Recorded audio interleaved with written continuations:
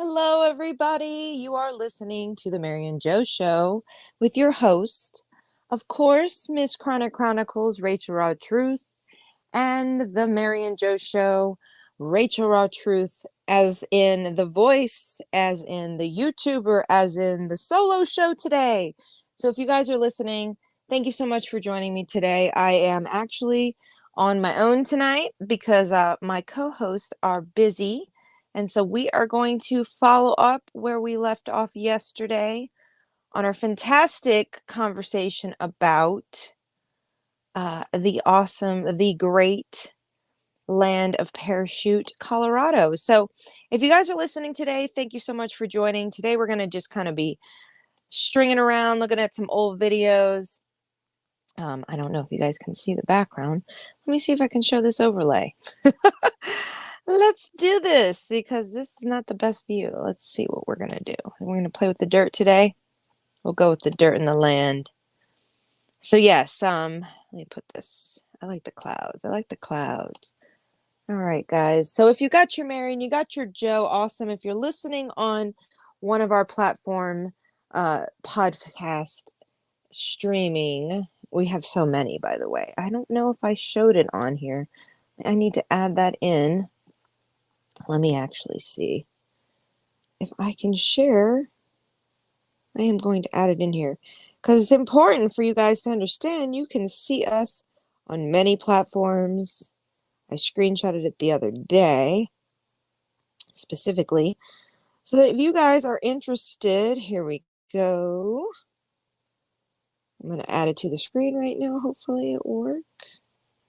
Dun, da, da, da. So what we have right here is we've got some Apple, we've got Anchor, we've got Castbox, we've got Google Podcasts, Pocket Cast, Radio Public, Spotify, Stitcher, and we are also streaming from many other locations, including Facebook, 3 of my YouTubes, Miss Chronic Chronicles, Rachel Raw Truth, and the Mary and Joe Show, along with Twitch. Hello, everybody.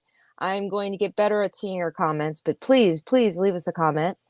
And also, we're on Twitter. So if you would like to tweet at me, please do so at Miss CC Tweets. And you can find all that information. Let me throw my banner up for you guys.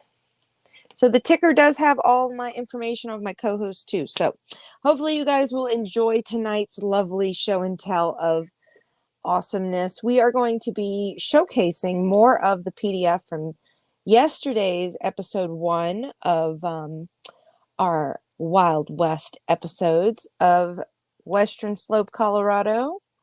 Let me pull up this awesome PDF. So if you guys can see, we were going over the table of contents yesterday. We started reading some of the intros, and I do only have access to touch upon, not read word for word. So I'm not going to be doing that. Yesterday, this was the last bit we really touched on. We handled going over the map of the area, our lovely Chief Colorado of established Native American indigenous people that were here before. And I just learned today, actually, that the Ute Indians are as old as the Mayan Indians. So that's why when I discussed yesterday that there's an estimated 8,000 years old, I think we're going to be covering a video tonight that actually does touch on that. So let me make sure I did not lose the video we were looking at yesterday. Hold on a second here. I'm going to take this part. Hang on one second, everybody. I need to pull up this other one. So let me encourage you all to light up if you're enjoying some Mary with this lovely chitter chatter we're going to share today. Okay, let's see. We're going to share this, share screen, back to my awesome tab, and we're going to be here. Now this is the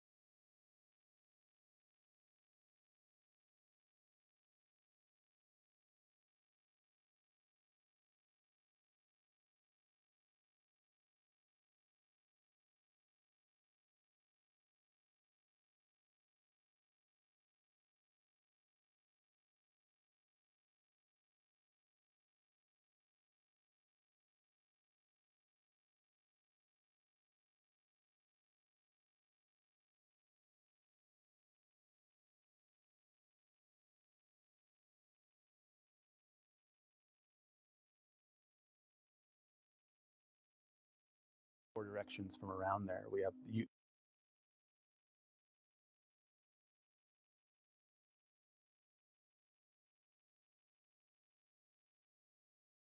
Sleeping Ute Mountain, which has a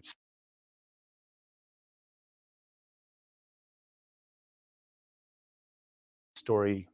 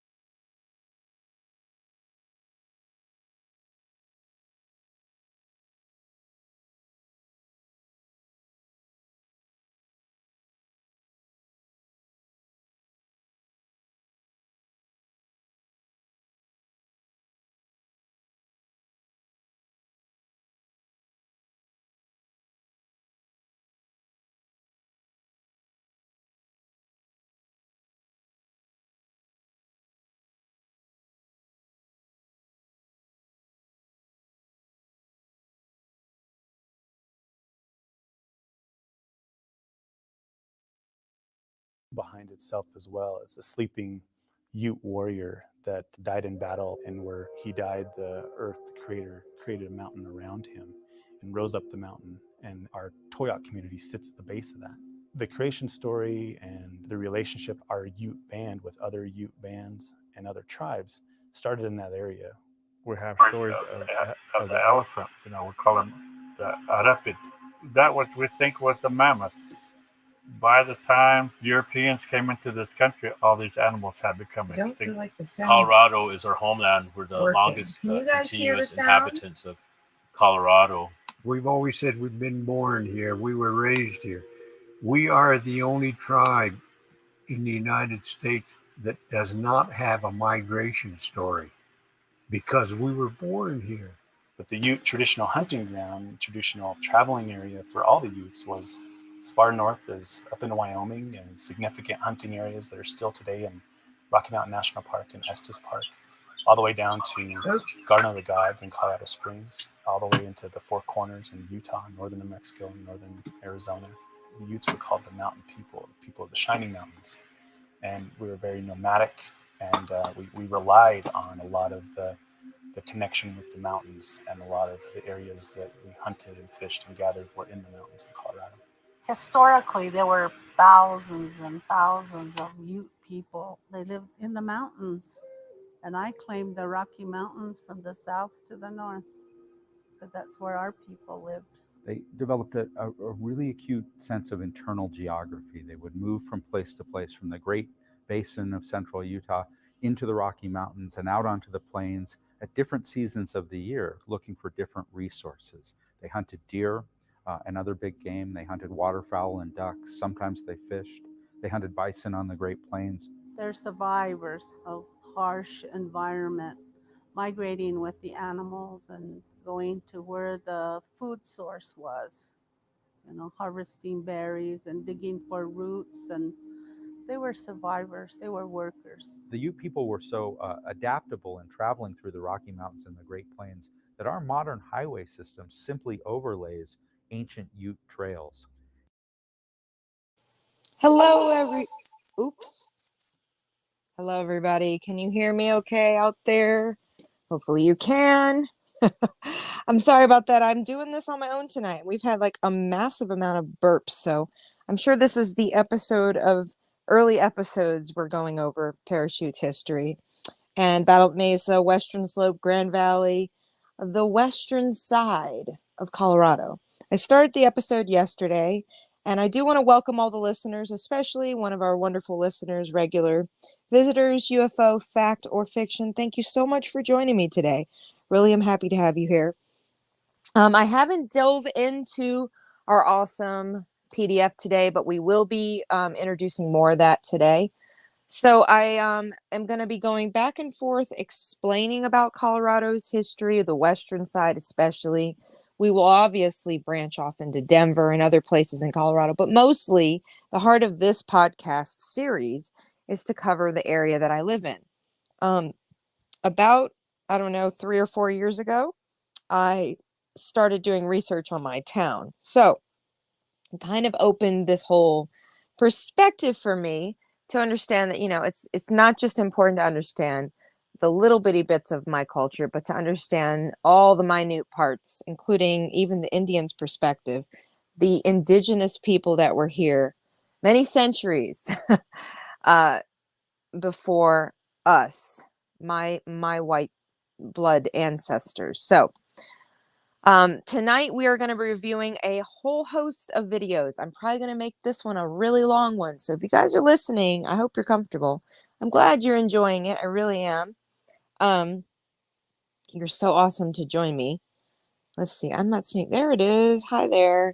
So I'm going to go back and forth with different videos. We are not doing them in a one sync way. So if you're listening on the audio version, I apologize for the echoes. We're getting it in gear. But we're going to go back to this video in particular, and then we're going to jump over to the PDF and read a little bit about my actual town that's in the actual historian manuscripts of the pioneers from 1973, documented everything before. And then I'm going to fill in the gaps after 1973 with what happened with the nuclear blast that happened at Battlement and all the other fun things. So get comfortable and get cozy. We're going to get right into this. Anywhere you drive in the mountains today, you're probably driving on an old Ute trail. We have stories of the Spanish conquistadors coming through here, like Coronado. Prior to Coronado coming here, the Utes really hadn't acquired horses. Coronado came through this part of the country in 1540 with the conquistadors and the shiny armors and the horses and everything like that. And the people kind of were afraid of these animals. When they first seen them, they called them, it wasn't what we call them now, it wasn't cava, you know. That's the word that they adopted from the Spaniards, the caballo. The word that they called that animal at that time when I first seen him was magucharum. Stoops over and had his nose leading him. That's what they call him, that kind of an animal, magucharum. That's when the Utes obtained horses. The Utes had never openly shared their history, their ceremonies with other peoples, because we learned that if we don't share our ceremonies, our secrets, then we will remain strong longer. We will survive as who we are longer. I do encourage you guys while you're listening to this awesome, I would say, mix of amazing information about Colorado and its western area and the natives, their people, the Chief Colorado, all the wonderful things I'm going to be sharing here. I do encourage you guys, take a little notes if you want to look into it more broadly. But we're going to jump right over to another fantastic video that I want to bring up, because this one in general is so interesting. Okay, I believe this is the one. What is this thing? Hang on. Let's see here. Get this ad out of the way. All right. One more.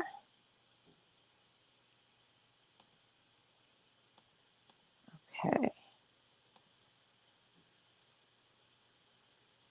I'm queuing it up. So let's continue this one little part.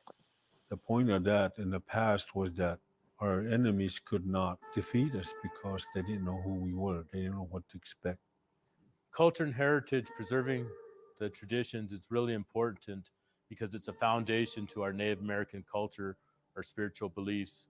Mentally, physically, spiritually, and emotionally, we have these parts of the human being that needs to be in balance and then stable. We also have the male and the female, that spirit. So we have to have everything in balance. And a lot of that too is having respect for the water of life. Water is the lifeblood of Mother Earth. And so without the water, we would not have life, and all this is based upon the sun too. Without the sun, we would not have water. We learn from the sun, from nature, Nature tells us all of these things. The sun tells us all of these things. The moon tells us all of these things. The animals tell us all of these things. The birds, the turkey, the grouse, and all of those have taught the Indians how to dance, how to sing, use the feathers as a sacred thing for them. I had a person ask me one time and said, well, why do women walk behind the man? In your society, you always see these pictures of the woman's walking behind the man. And so in that person's mind, it was like, oh, here's a slowly slave walking behind her master. Well, that's not the way it is. The warrior, the man, is walking ahead to make sure that those behind him are safe. The man walked in the front to protect all that he valued, his family, the woman. She had the home, he better protect her. Which I find very interesting, that there are many cultures where the man does take the lead. And technically, that is technically the way it's been for many, many years.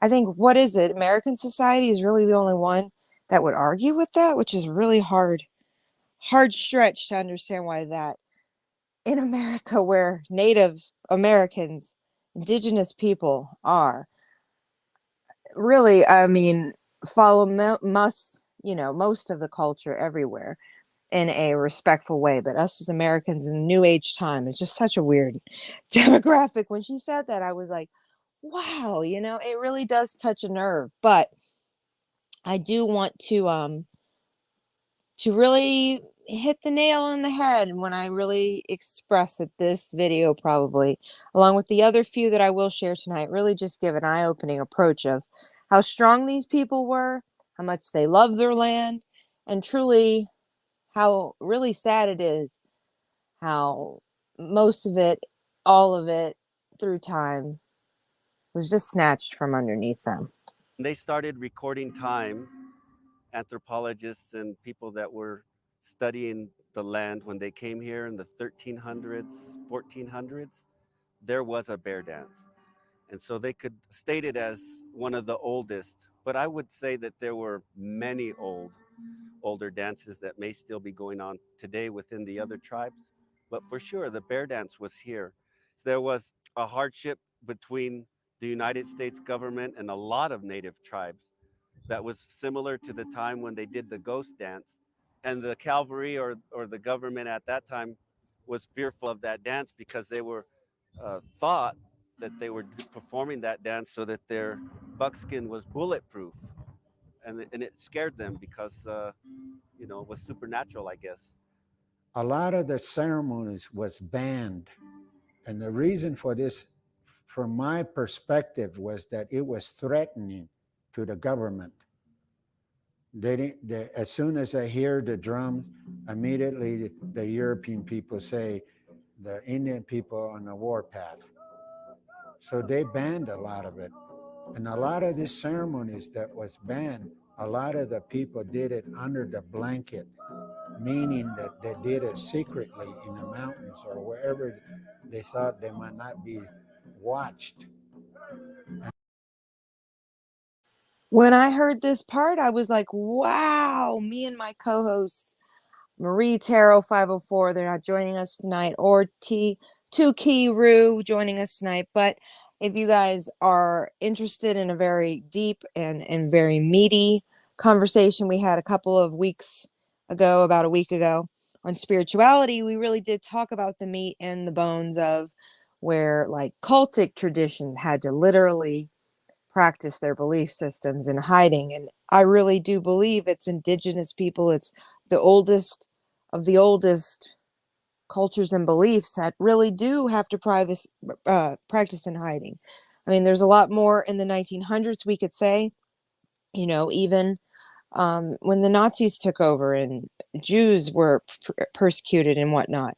I mean, the extermination of people across the United States has happened and across the world has happened in so many different ways in genocide. So it's really an eye-opening approach if you just see the fact that history truly does repeat itself. So we're going to jump right over to something It's obviously all going to be the early history. It's not all somber sad. Some of it's quite interesting. But let's pull this back up and we're going to come back to the others. So give me a moment to switch screens. I am pretty excited about sharing this one. It's pretty interesting. I hope this is the one. They're all very good, but we're just going to have to pull the meat and the bones out. Okay. I believe this is it. All right. Here we go. Ready? Denver was the entertainment center of the Rocky Mountain West. This is where the West came to play. Colorado was always seen as kind of a wide open place. It was loose. So just so you guys get perspective, I am 3 hours west of Denver. So that's 3 hours west of Denver. Western Slope exists in a radius of about 2 to 3 hours of a distance. So 3 hours from the border of Utah, then 3 hours you're in central Colorado in the heart of Denver, which they're going to talk a bunch on the history of this, along with the cannabis history and everything else. A lot of you people out here hear me talk about, and a lot of other cannabis activists talk about. But we definitely want to talk about also the drug abuse and the hidden things that were in the canyon. So I will kind of take you guys on a tour from what they're talking about to where I live in a demographic. So let's have a good time. Let's listen to this great add to our whole history lesson tonight. Whiskey was actually not too bad a thing to drink because at least it was safe and you weren't going to end up with typhoid. Opium became a rage among Anglo women and men who found in this new drug a new kind of escape. We work hard, we play hard, and we also ingest things with a lot of gusto. We are the Wild West. Anything goes. This program was funded by the History Colorado State Historical Fund, supporting projects throughout the state to preserve, protect, and interpret Colorado's architectural and archaeological treasures. History Colorado State Historical Fund. Create the future, honor the past. with support from the Denver Public Library and History Colorado, with additional funding and support from these fine organizations. So I will be sharing with you guys the links from all the videos that I share tonight. I hope you guys enjoy the meat and the bones that I'm sharing. It's this interesting history soup we're going to share tonight. And viewers like you, thank you.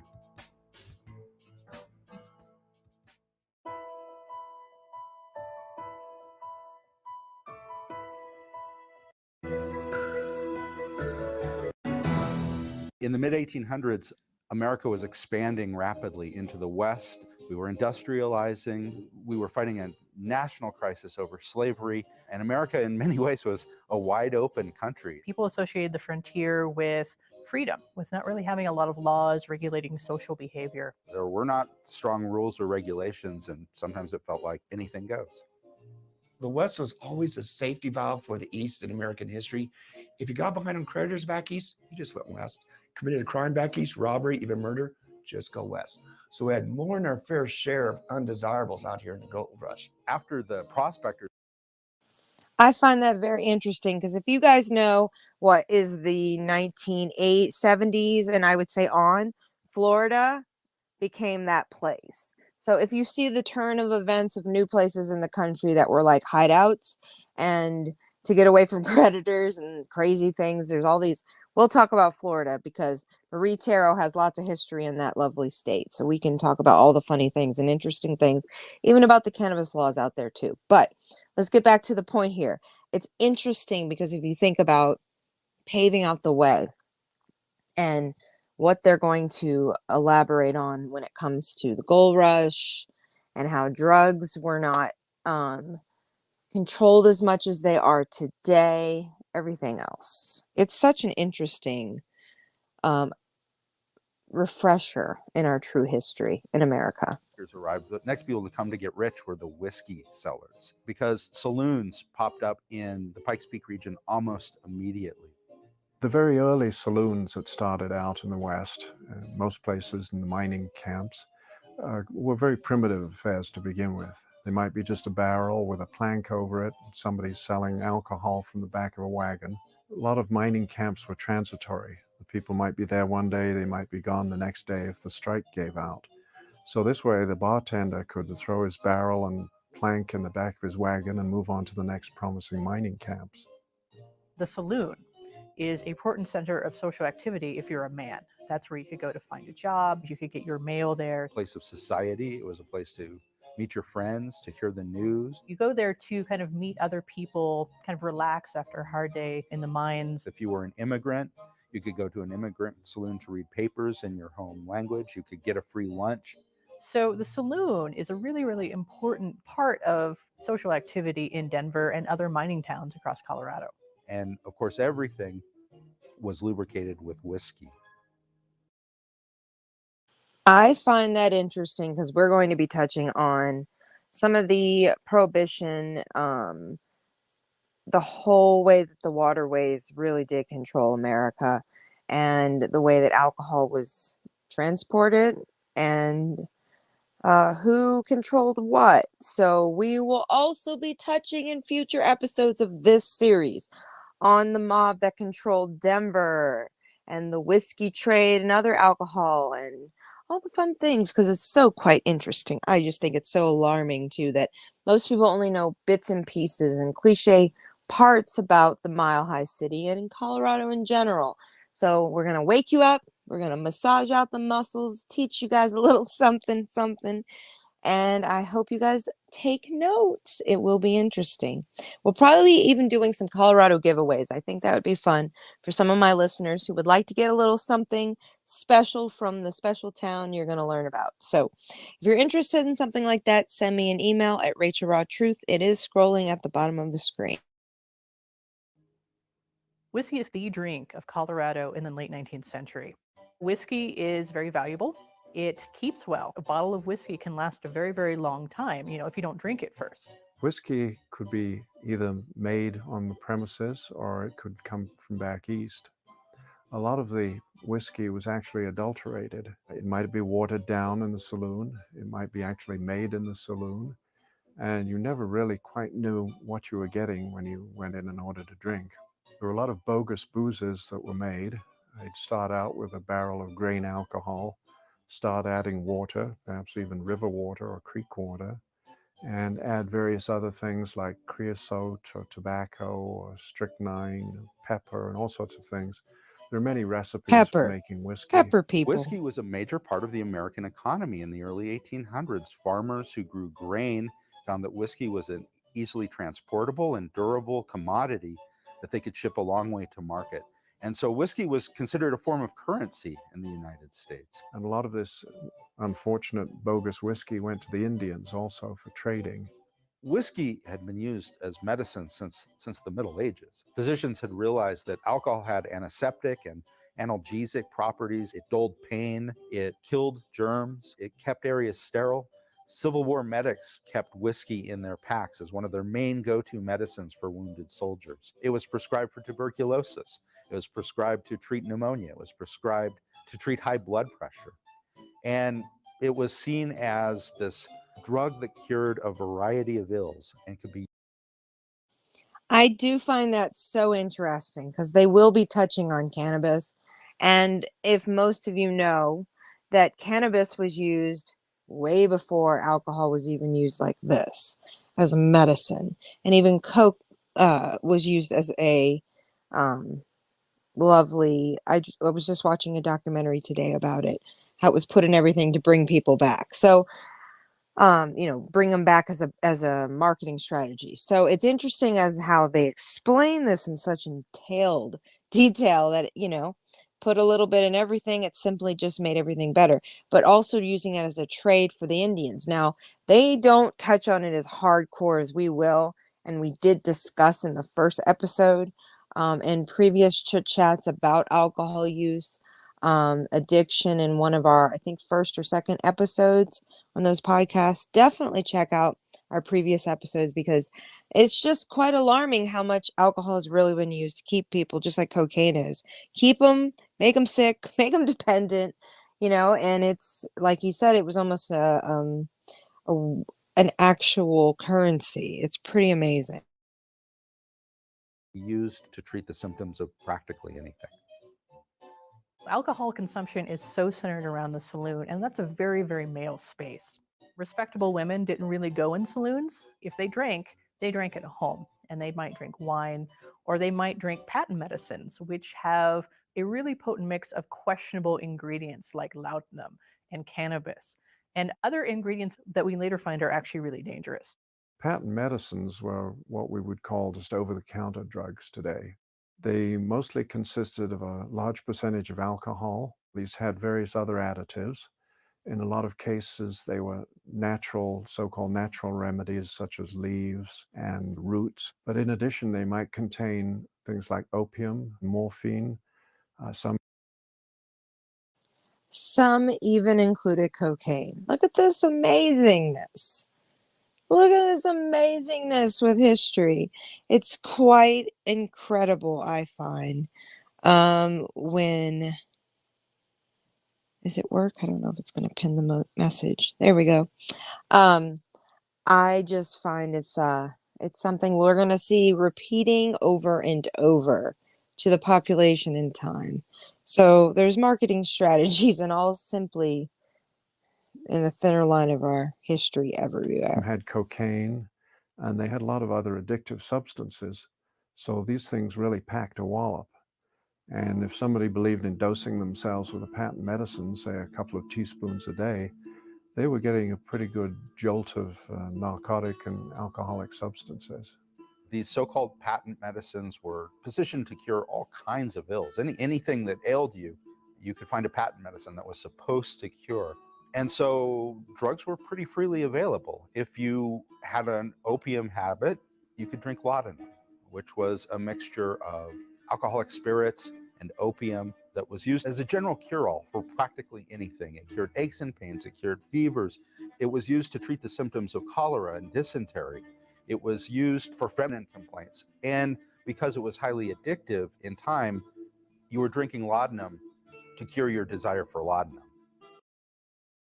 Now, isn't that just a regular ongoing conversation we have on this podcast where, you initially try to find relief with one substance or one issue with an ailment, and then it becomes a whole nother dependency.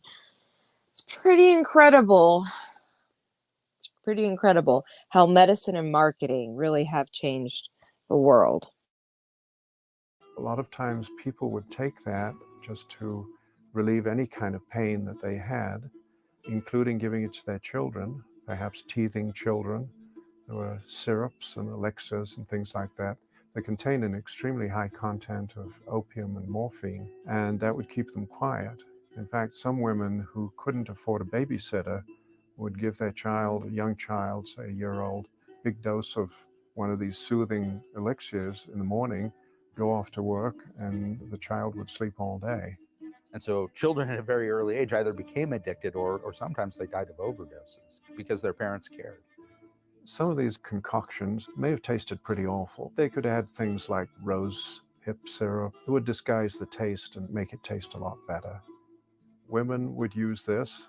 Ones who thought alcohol was terrible to drink, they often were swigging laudanum in the back room. They might have a bottle hidden behind the groceries in the kitchen. Women were not accepted as big drinkers. That was considered socially inappropriate. So they could use laudanum as a substitute and not think they were drinking, even though it had a very... Isn't that just the early example of substance abuse when it came to women using potentially things that were prescribed to them or encouraged for their use versus other things? It's so interesting. I really do encourage you guys who are listening, if you're just finding my podcast, please, I encourage you to go check out the previous episodes. I mean, to understand that in this area, as they just described, Colorado in itself was one of those places you could freely find these things. So it meant that other places weren't that completely in its own. And being that I have such a history of family from New Orleans, not just in the 20th century, but in the 18th century and earlier, who were very involved with the alcohol trade from the pirateers to the mobsters. And we will get very heavily involved with those conversations in future episodes. I like to keep you guys entertained with all the fun things that we will be talking about. So I like to touch on some of those points on other episodes. So if you're listening, thank you so much for listening. We're going to continue this little bit, and we're going to jump over to something else real quick. A high percentage of alcohol. Probably about 70%, I believe, of women at that time were taking some form of laudanum. After the pioneers arrived and these vices, so to speak, came out here, most of the towns ended up having some kind of what we would call an opium den. Opium was freely available in medicines of the time, but the stigmatized version of opium was what became known as joss. These are pellets or buttons of opium that are placed in pipes and smoked. And the Chinese introduced what became known as joss houses. These are places you could go. You didn't have to be Chinese. They were very often, but not always, in the Chinese neighborhoods in Denver or Fairplay or other communities in Colorado. And you could purchase a button of opium and you could smoke it, and it would just blow your mind. You could really just take a vacation from life. You could be gone for 3 hours, or you can be gone for 3 days. It would relax you, it would detach you, it would bring you down. And it became fairly common for people to go into Chinese communities and find the opium dens. Victorian literature became very sensationalistic. They described these opium dens as being wonderful places and very lavish furnishings, silks hanging around, beautiful women, and so forth. Unfortunately, the reality wasn't quite that good. These places tend to be more what we would call a dive today. There was a counter where you could buy your opium. They would give you a private room or just a berth where you could lie down. You could. I mean, just take that in. Just take in, if you're listening, if you're watching, understand the equivalence of like what many countries do right now and allow free form drug abuse. That's the best way to put it. Or drug recreational use in a community setting. It's very interesting to hear that that used to be the center of the main city of this the capital of the state, that these towns stem off from. We want to keep that in mind for the brothels. There's a town next to me called Rifle, not far away. In a car today in the 21st century, we are, I don't know, 25 minutes away from that. And that has a lot of rich history. That's in between Glenwood Springs, maybe less than an hour. It's probably like 35 minutes from maybe that. Yeah, probably 35 minutes from Glenwood Springs, which is also known for their saloons and their bar fights and all the other fun things that we will be touching on in a minute. It's pretty incredible. Relax. There might be music playing, and you would light up. The company around you might be prostitutes or gamblers or Chinese laborers or very sophisticated society people. They would all find this high in the democracy of opium. Opium's a narcotic, and it would put these people to sleep. So the stories of wild orgies in the opium dens were really not true, because after having one pipe of opium, the people would just pass out for a couple of hours. Most of the opium users in Colorado were Anglo, but the people who were blamed for opium use were the Chinese. They were the ones who brought it to this country, to the West Coast, as a recreational drug. And the Chinese were scapegoated. The fact that there were joss houses in Chinese communities was often used as an excuse to drive the Chinese out of town. By 1880, there was a national hysteria against the Chinese.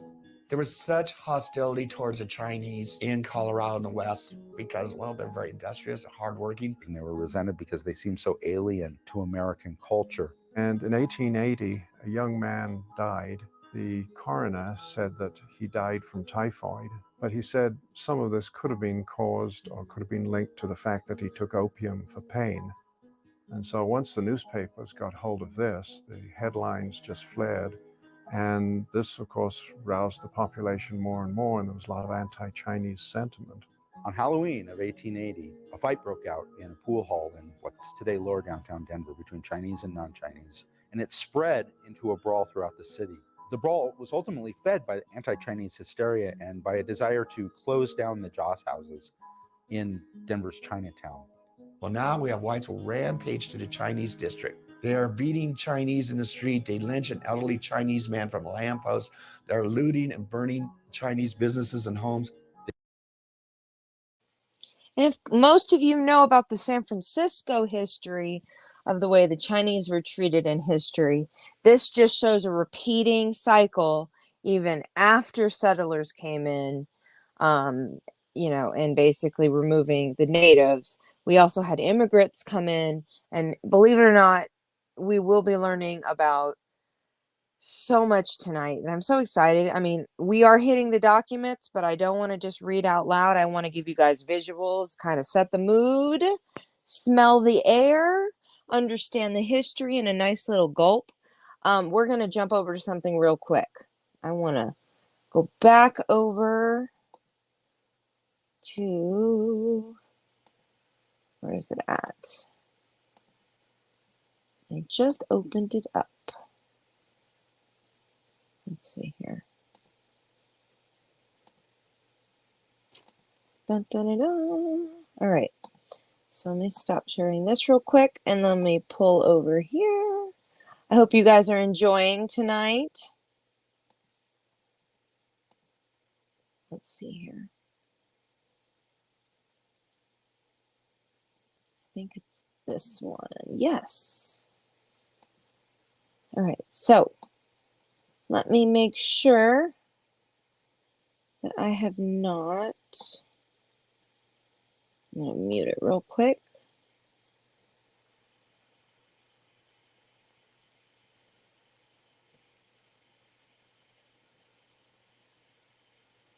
Because I believe, if I'm correct, here we go.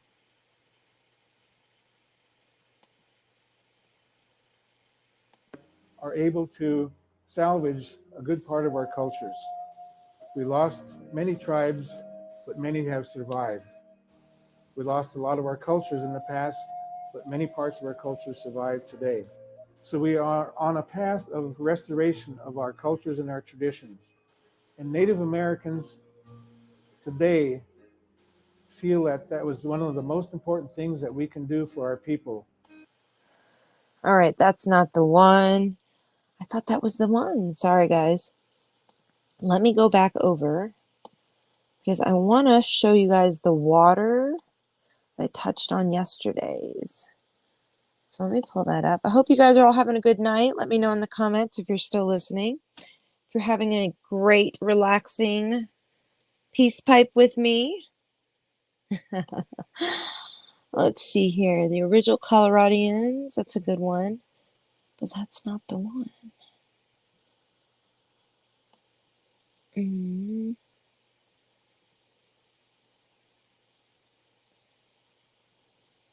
Legacy.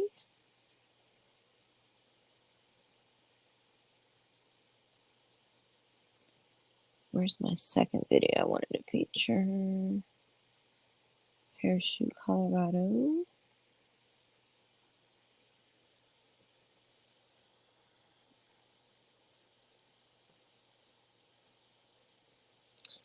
The Call of Colorado.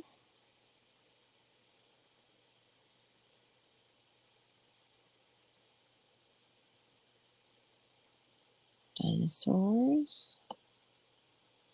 Oh, okay. I think this might be it. I've already played this one. Good, okay. Now we can delete that video. We won't replay it. Oh my goodness. All right. Here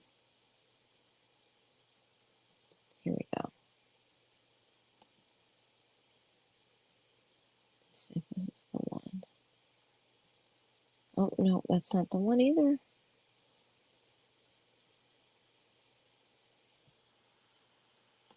All right, then we're going to feature the one I was not going to feature right away, but we're going to go jump over to more of the other side. Here we go. Legends of, this is exciting. All right, we're going to feature this one now. So, let me pull up this awesome new video. This is about Grand Junction. I will show you guys on the map, and they'll probably show you guys a video, but you know what I mean. Here we go. So, this one, let me get it going. Heading for the wandering departed warriors. Oh, let's go over here. Revenge wrapped himself in the bark of the bastina. Oh, no. Curiously detached up, Grand Junction Subaru is proud to present Legends of the Grand Mesa, who called the Mesa Biguna. There we go. We got it.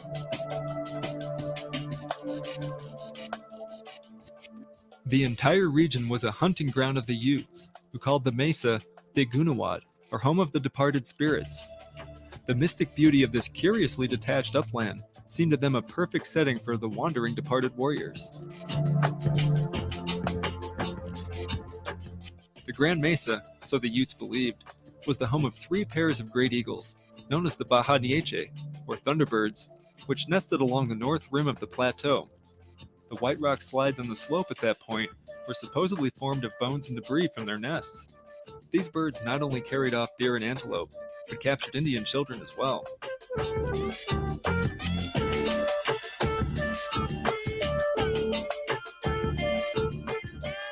One day, a great Bajanieche seized the son of Sehiwak, the chieftain, and carried him off to his eyrie. The father, bent on revenge, wrapped himself in the bark of the bastina, or red cedar tree, and thus disguised, started up the side of the mesa. It took Sehiwak all day to scale the mesa. Whenever a thunderbird soared over him, he stood still and pretended to be a tree. Finally, he reached the nests, pulled out the young birds, and sent them tumbling down the slopes. A large serpent, Batituba, lived near the foot of the slide, and as the eaglets rolled near him, he captured and devoured them. When the Bajanieche returned to their nests and saw what happened, they suspected the serpent, carried him many miles into the air, and tore him to pieces. And as the remains fell to the ground, they formed the many lakes that we have today on the Grand Mesa.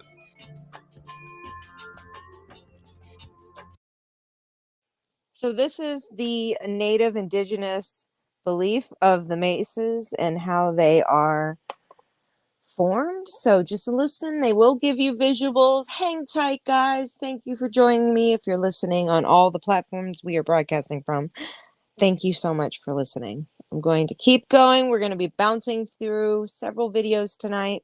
We'll be on for a while, so hang tight, get some popcorn, get a drink, get your Mary, get your Joe, and thank you so much for joining me tonight. My name is David Bailey, and I'm the Curator of History at the Museum of Western Colorado. And part of my job has always been to look into the legends and myths that surround Western Colorado. Well, my name is CJ Bradford. My title is Director of the Ute Indian Museum. I oversee the 8.56 acres that the museum is housed on, sharing awareness of the Ute peoples and the culture of our native people throughout Indian country. One of the most intriguing of these myths is the legend of Thunder Mountain. Thunder Mountain is what today we call Grand Mesa. Some names that I have heard of what Grand Mesa has been called: House of Departed Spirits and Thunder Mountain. I first read about the legend in this WPA guide to Colorado in the 1930s. The guide talked about these giant thunderbirds and a huge serpent on Grand Mesa. Today, we're going to actually travel to where these legends occurred on Grand Mesa. What's really interesting about these legends is, you hear a legend, it occurred in the San Juans or on the Uncompahgre Plateau, but this legend is very specific to a location, which makes it really interesting. I've been curator at the museum for about 22 and a half years, and over those many years, I bet 100 people have come in and asked me about the giant Thunderbird emblem on Grand Mesa. It looks like a petroglyph of a giant Thunderbird. And people say, did the native people create this big emblem on the side of the mountain because it's Thunder Mountain? But actually, it's a natural occurrence. It looks like, if you look through like Google satellite or some satellite images, it looks like natural weathering. But that doesn't mean that it didn't have an effect on the native people here. Well, I think the happenstance is that it's... If you're listening, give this a thumbs up, share it out to your friends if they like history. We're going to be learning about all kinds of parts about the Western Slope, specifically Parachute, Colorado, Battlement Mesa, So thank you guys for joining tonight. Thank you. Thank you. It's a beautiful natural feature, and it actually marks an amazing spot. When you think about Palisade, and right here, we're at the edge of the Grand Mesa, it's where the Rocky Mountains stop and the Colorado River leaves them and enters the Great Desert Basin. So, particularly the native people, that was the thoroughfares were along the river, very special spot right here. And that natural feature obviously was a good thing for them to be able to use when they were coming from a distance. They could just use that as a site to get to the mouth of where the river cut through the canyon.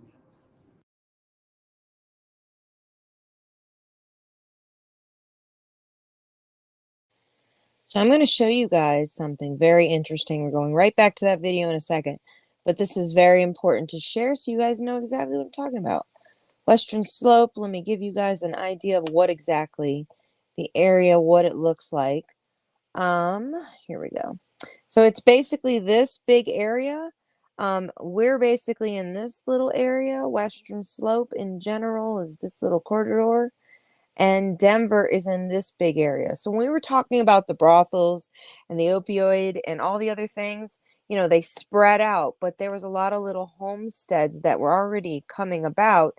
And then a lot of people just moved to Denver for sometimes the free, you know, think about traveling, getting supplies, not just the dens in general, but you know, black market issues with drug abuse. They exist in all places. Alcoholism was already an issue in other port cities, you know. I mean, they come from other places, and it was like, you know, a free-for-all if you got involved with early colonists. Let's put it that way. If you guys know the stories, we're going to get into it, but I think it's really important to at least point out the physical map. Let me show you guys this one too. Western Slope. We will go into this in a second, but I'm going to go back over to the awesome video we were just watching. Let's pull it back up. I think it's pretty freaking awesome. Right, what was that one again? It is Legends. Okay. I'm enjoying this. I hope you guys are too. Let's switch it to... Here we go. These natural processes, it created this huge image, which might have been pretty profound to people back then. But people say, I'm sure it was created by the native peoples, but actually it's a natural feature of the landscape, but it obviously became a cultural impact on the people that lived here hundreds of years ago.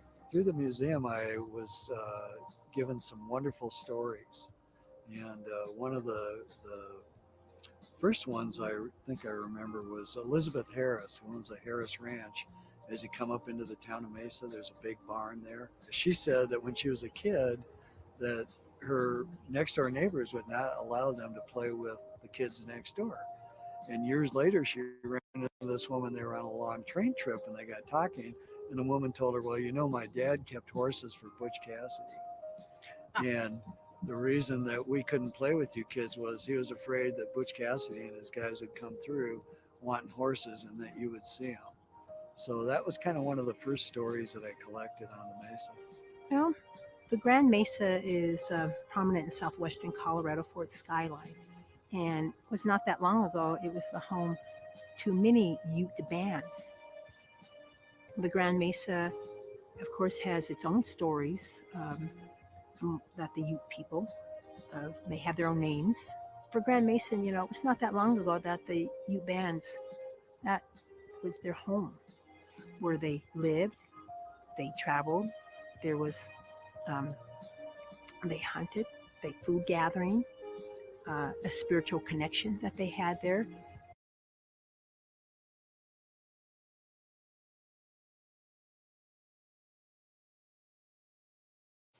So I actually pulled up the map. It's much better. Let's get this over here. I think it's a great example to share, and then we're going to bump back over. I think it's really interesting and very important to absolutely reference all the details we can about the area, at least that I'm discussing Western Slope. So let's pull this up real quick. Share.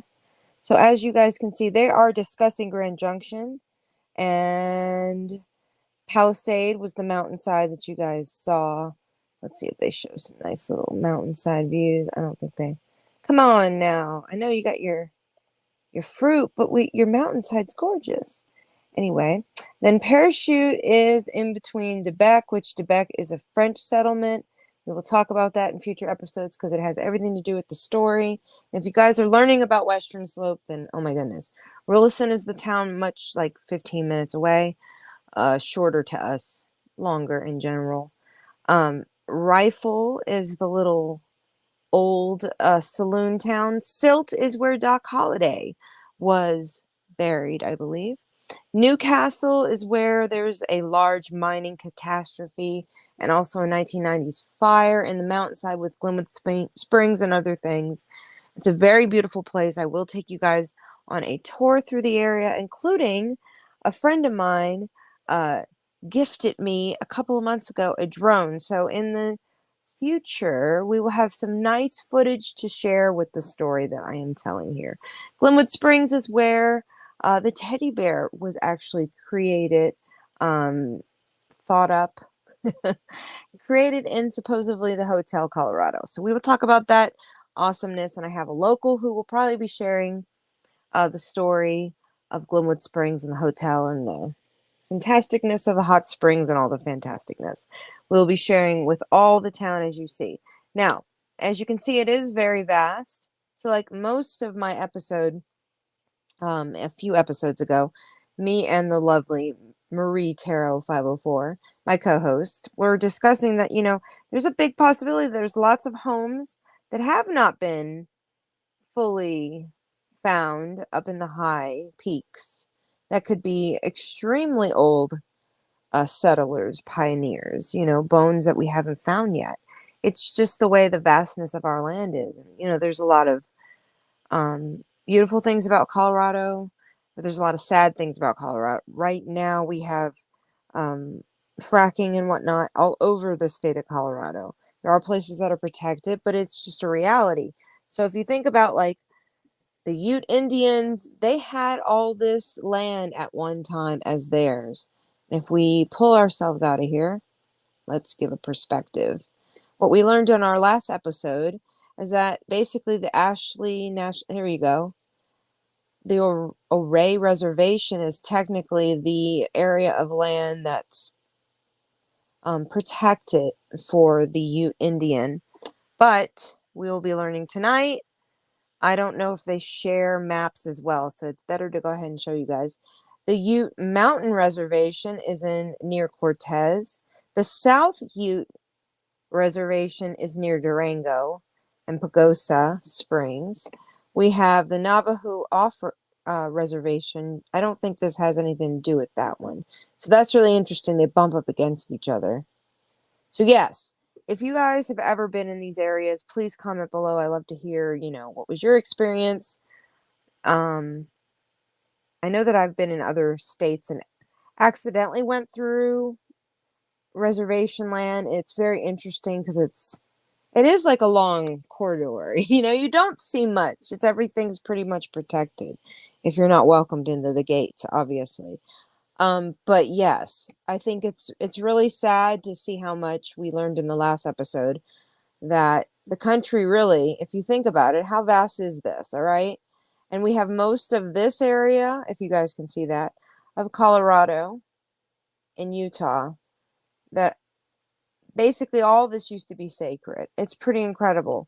When we think of Louisiana and how tropical it was, and Marie Tarot 504, if you guys are listening or if you're watching, there's always a visual if you guys are listening. So go check it out on YouTube if you guys are watching the replay, but or listening to the replay. But in Louisiana, we were discussing that, the migration, the Colorado River. Yes, let me throw you guys a visual of the Colorado River. As we were discussing that, we will be learning a lot more. Let me see if it actually. Hold on. Array is the area that is mentioned quite a bit in the history. And so we are going to bring that up. Ridgeway, Norway, all these places, guys. Gunnison, it's not too far away. Grand Mesa. Hold on, let me see if I can pull up the other area I wanted to pull up. It is pretty intense, vast land when you get to the San Juan National Forest. I'll say that because I have a little Corolla and I got stuck in those mountains at a very bad time of the year. It's incredible I got out. Let's just put it like that. I thought I was going to freeze to death like a bad, scary movie. So when you look at the visuals of the land and how intense, if you were to actually be a native migrating, how it's just natural, and to one day you leave your area, you come back, and there's settlers all in your area. You're told you can only come to hunt to your area. It's incredible. I can't really distinguish the waterway. That's really sad. Thought I could pull it up right away. Let's see if we can get it. Zooming in, I want to show you guys New Mexico. We're getting close. So yeah, I mean, that's such a small, vast. I'll have to do some further research to find out how big the stretch of the Ute Mountain Reservation actually is in miles, because it feels really sad. It's just incredible. I do believe that in California, there's a large group of natives that are getting involved with the cannabis industry, which I think is mind-blowingly fantastic. They should have their hands in that, not just other investments. Okay, we're going to pull ourselves real big here. And when we are going to be hearing about them, talking about the migration and all the other fun stuff, I'll have my map ready to go. All right, so let's get back to the fun stuff. Thank you guys for listening tonight. I appreciate everybody being here. Let's see. Tonight, today, wherever you're at. All right, let's stop sharing that. I'm going to bring you guys back over to the fantastic, the wonderful Legends of the Grand Mesa. Here we go. Thank you guys for listening. They migrated their annual migrations as well. So it was who they were. One of the interesting things on Grand Mesa in the Whitewater Basin are these limestone plumes. The Utes believe these limestone plumes were the bones and droppings of the giant Thunderbirds. We've actually, in this image, we put Thunderbirds in here. But in the center of that is a limestone plume that undulates down to a little lake called Cliff Lake. And we put the serpent in there, but they believe that the giant serpent lived down around Cliff Lake right in that area. One of the interesting connections with this legend is that the Utes were connected to the Aztecs. Well, there are many bands within the 3 Ute tribes, but the 2 Colorado tribes. And the bands up in that area would be like the White River Utes. Then you have your Uncompahgre Utes. But they would migrate up there following the seasons. Again, for spiritual connections, food gathering, hunting. They lived up there, again, depending the time of the seasons. But that was a very important aspect to the Ute people, was with the seasons and the migration of it. And of course, Grand Mesa held so much for them, from their doctoring, the medicines that they could gather from the many plants up there. And it was just a place that was simply, it was their home. They both spoke the Uto-Aztecan language. So that image of the serpent and the snake is evident in Aztec history too, as evidenced by the Mexican flag of today, which has a eagle and a serpent on it. But if you notice this little picture right here, this is a temple in Mexico, and it almost mimics the Whitewater Basin, and it has 3 eagles.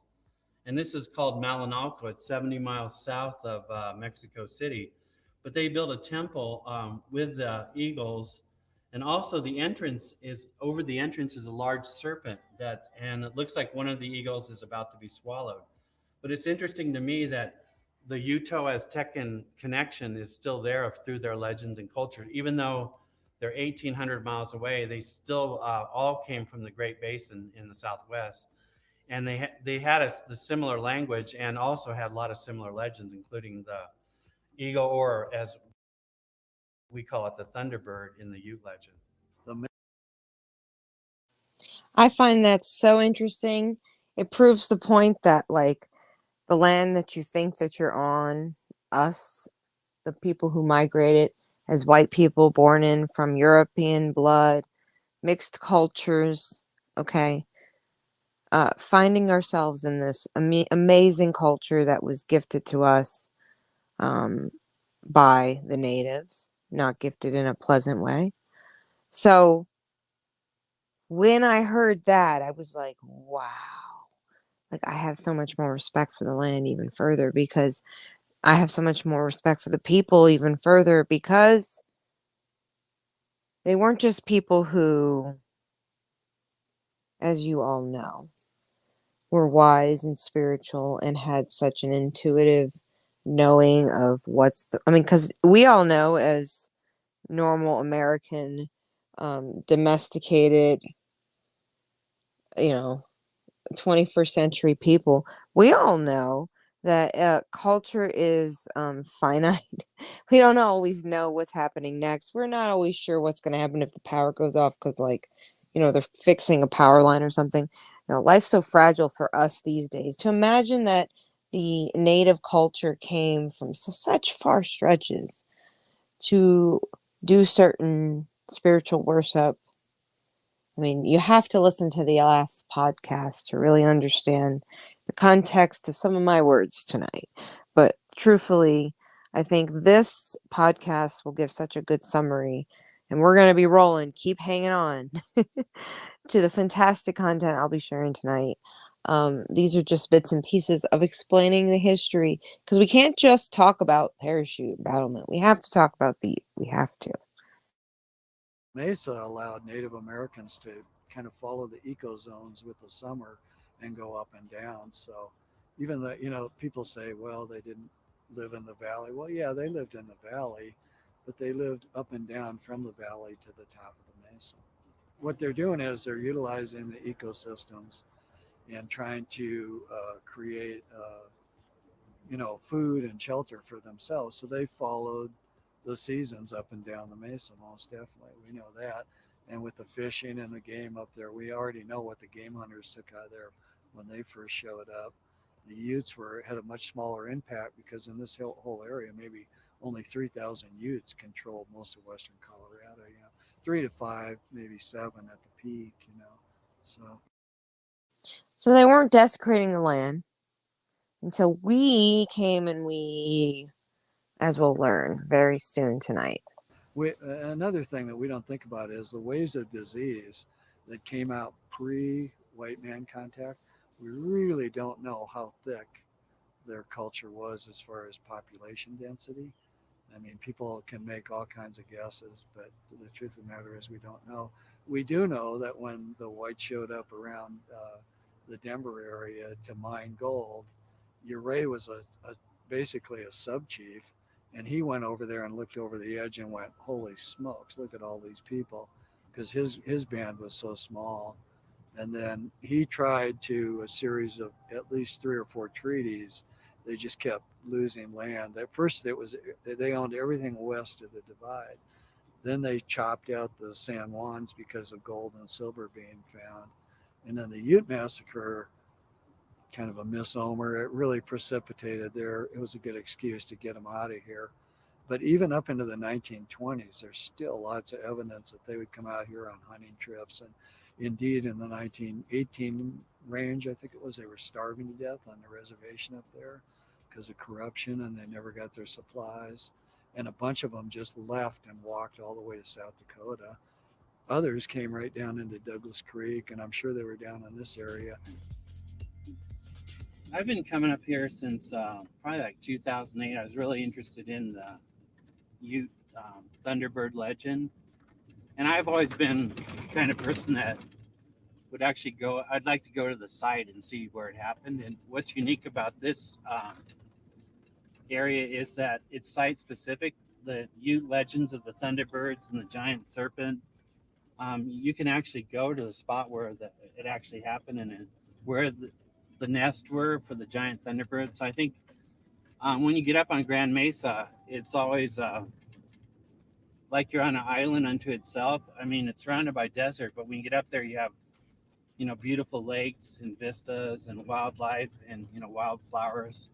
So it's kind of like its own paradise, and you can see why the Utes loved and had a lot of reverence for Grand Mesa because it's such a beautiful place. What I like to see is that we share more awareness of who we are as Indian people, but as that being in this part of Colorado, since it was Ute homelands and it's still Ute homelands, but that we just share the awareness of that the many Utes that we have and the Ute bands that they are here in Colorado doing many things. To me, it always comes back that we still are here. I feel like that is such a powerful statement. They are still here, and all their beautiful history needs to be said. I cannot tell the story of Parachute, Colorado, or the Western Slope in its full capacity without talking about the people who were here on the land before. It'd be absolutely a desecration. So I hope you guys are listening, and I hope you guys are understanding. Even though you want me to read those documents, believe me, I will. But this is a beginning series of sharing the history, sharing the documents, giving you guys some visuals. I will take you on the magnificent beauty of what it is today in some ways, and I will take you in the past. I will share some amazing articles. I will talk to some locals. We will do a lot to really, really tell the story. And I hope you guys are enjoying tonight. Let me know if you are. Give me a thumbs up. Say hello in the comments. Even if you're watching the replay, thank you all for being here. Our stories still exist. We as our people, for many generations back, the stories still carry forward. The language, although language across the table with all Native tribes is not being spoken as much. We are losing a little bit of that, but we still have what I see as our identity of the Ute people, who they are, where they come from. They have not vanished from Colorado. They have been removed from their whole larger tribal homelands to smaller areas known today as reservations, but that they still very much persist in Colorado. You come off the desert. I know, when they were traveling, the Utes were nomadic people. And coming off the desert and coming up on the flanks of Grand Mesa and on the top, it's just like entering another world with alpine and aspen and plentiful wildlife and trout, and was a wonderful place. But also associated in their mind was not just a place of where they could get food and berries and things to eat and subsistence, but it's also a place that was sacred to them. And so these legendary Thunderbirds and what they did created awe, I'm sure, with the Ute people. I've always been kind of attracted to the myths and legends. As the director of the Western Investigation Team, we kind of have a joint project with the Colorado Mesa University where we actually, using their scientists and research laboratories and our anthropologists and historians at the museum, we can look into a lot of the Western mysteries. But another thing we look into is legends. And one legend near Grand Mesa was in Colburn, where there's supposedly a prehistoric floor. We actually excavated at the site and found a floor. Getting back into the American Indian side of the story, Dave and I spent a lot of time just talking about rumors that we've heard, and of course we chased the stone floor, and we got a backhoe up there and dug it. It was buried under 6 feet of dirt because it was actually a tourist attraction in the 30s, and in AAA magazine, and all these people would come up there just to see the stone floor.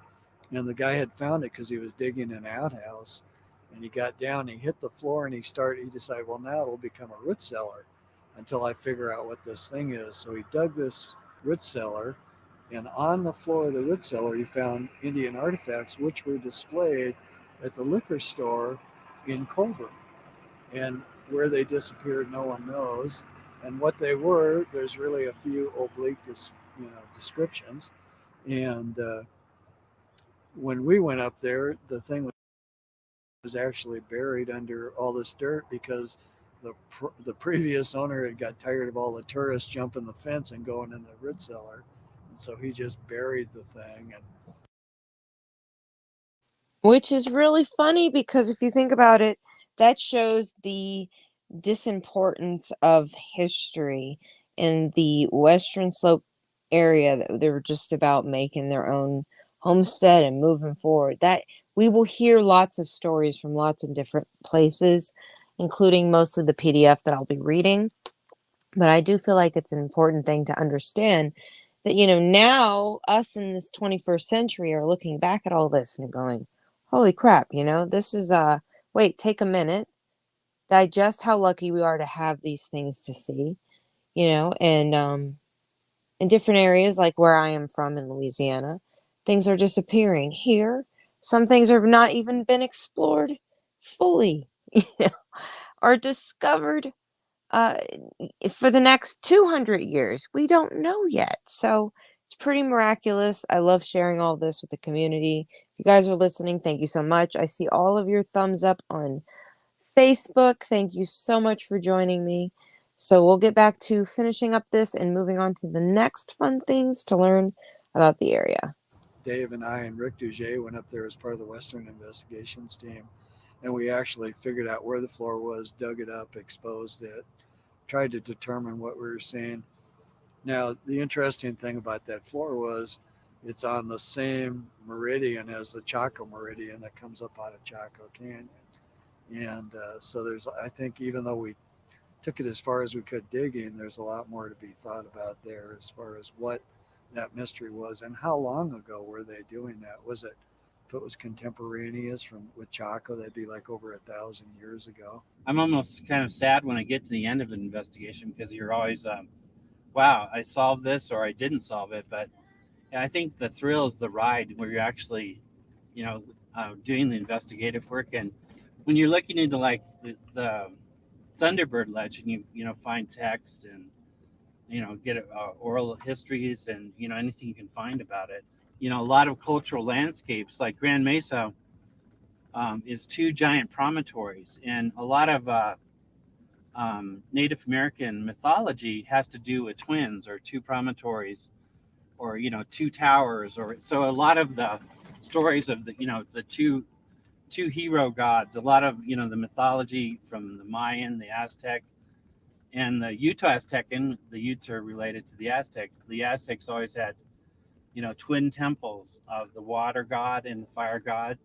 And so Grand Mesa itself is kind of a natural cathedral for, some of those beliefs. You have the twin promontories.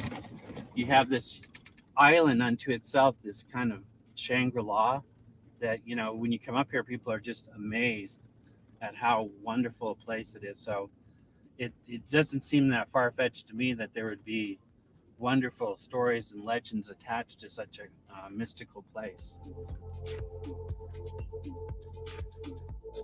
Behind me is the magnificent whitewater basin where the Thunderbirds lived.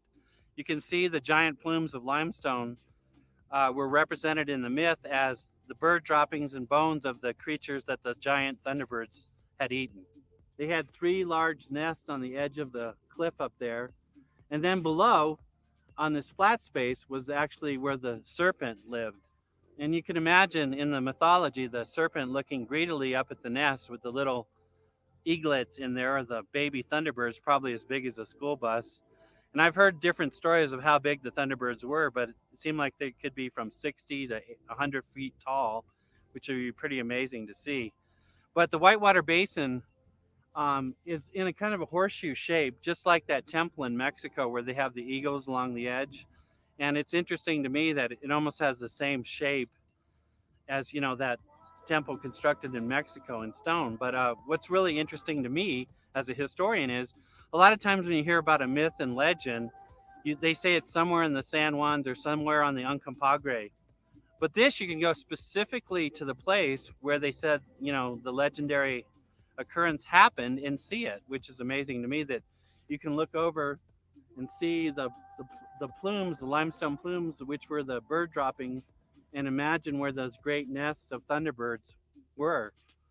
And, you know, far down below in the village in Canna Creek was where the Ute leader lived with his son, who was captured by the giant thunderbirds.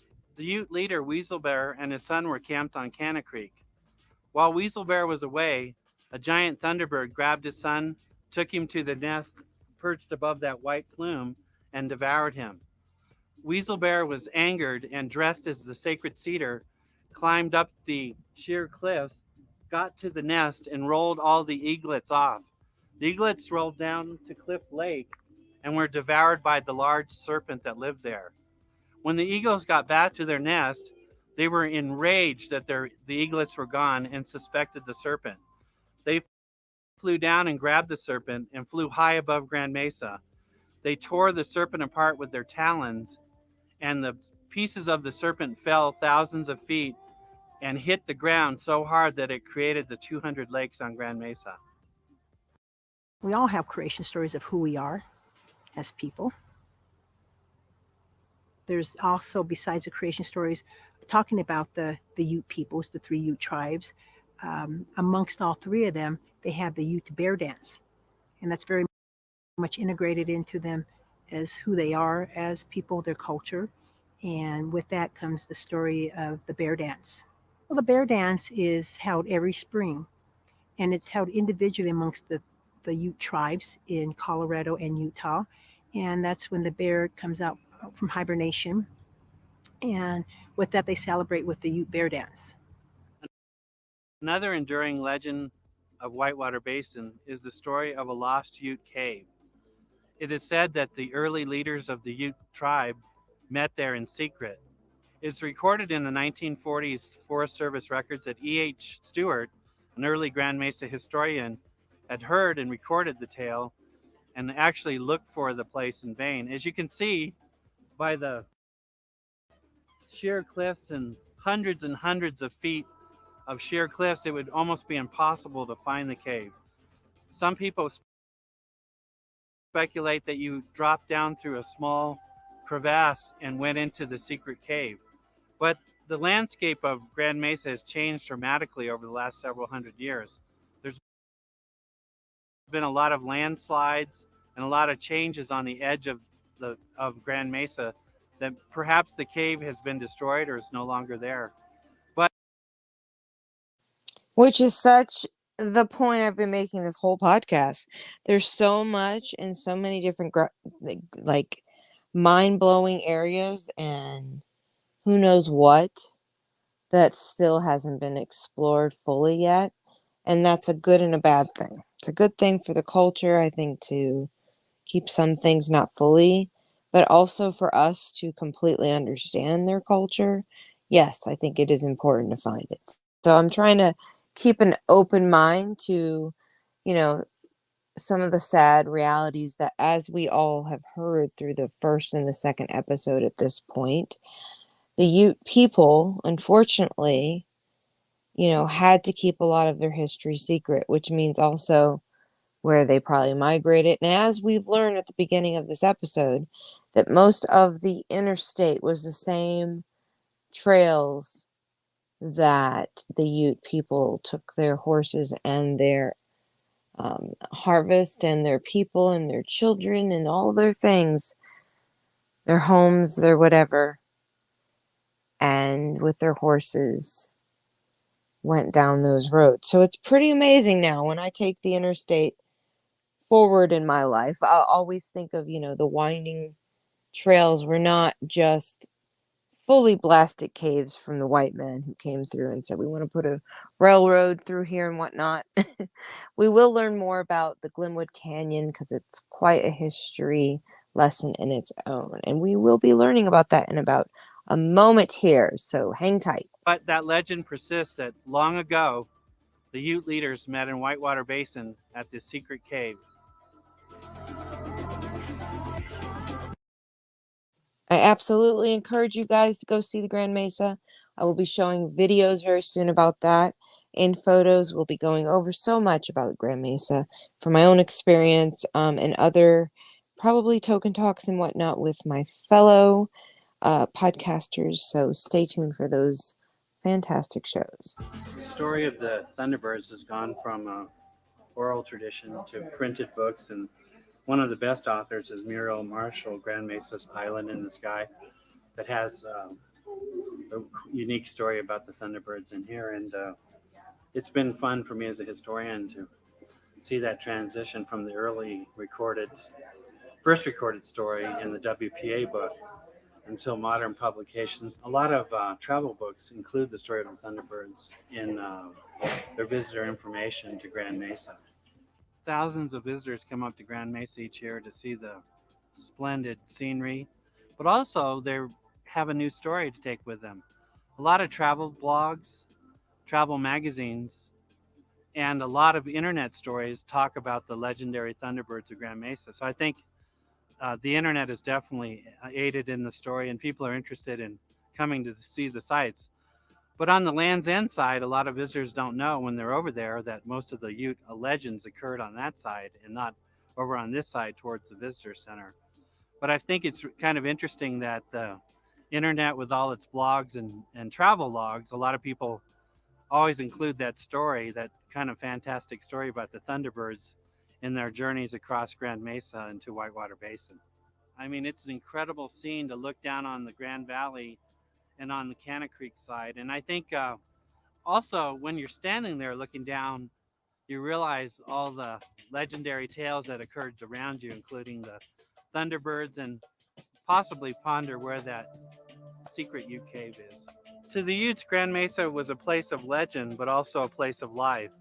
Along the flanks of Grand Mesa, the Utes gathered elderberries, chokecherries, and buffalo berries for the winter. They also could hunt elk and deer and make it into jerky for the coming winter. Another thing the Utes would do is take acorns. They knew how to get rid of the tannic acid and make flour out of the acorns that they crushed. This narrow band along the Grand Mesa provided life for the Utes, which they appreciated coming up from the desert where life was hard, with little food and only the antelope to hunt. So one final story and probably a last thing. I hope you guys are enjoying tonight's fantastic mismatch of fantastic stories. We are about to blast over to more of the Western Slope. I'm going to share with you more of this video on another episode. So the Legends of the Grand Mesa. I hope you guys have enjoyed so far what I've been sharing. Let me stop sharing this one real quick because I don't want to overshare that one. Let me bring you guys over here to this fantastic video. That is what I referenced in my last fantastic podcast with the awesome Marie Tarot 504. So I'm going to mute myself again. We're going to start this one. I hope you guys enjoy, and we're going to be popping over. I hope you guys are enjoying tonight.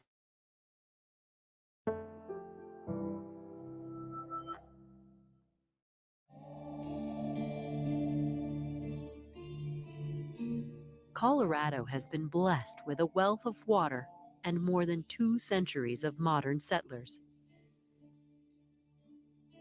But it's also been frequently cursed by the distances separating these populations from the rivers and streams they need, and that has sometimes pitted the state's citizens against each other. Many tales of woe exist because the water is where the people ain't where the water is. The Western Slope is water rich and population poor, and that means it lacks historically political power. We have really a colorful history, I'll put it that way, with Western Colorado in terms of our water supply development. It's been a conflicted history, written in the construction projects, courtrooms, and halls of government that the movers and takers of Colorado's water world have pumped full of passionate activity. The call for water is a great call. The call for water is a powerful call. Job number one is to deliver the water with these 100-plus-year-old facilities. 19th century laws and 21st century obligations and expectations. If that water's not available, the economic chaos that would be caused would be tremendous. With the potential for even more momentous consequences because of the circumstances humans choose to change, or don't, or can't, in their power struggles over Western water and their own control over themselves.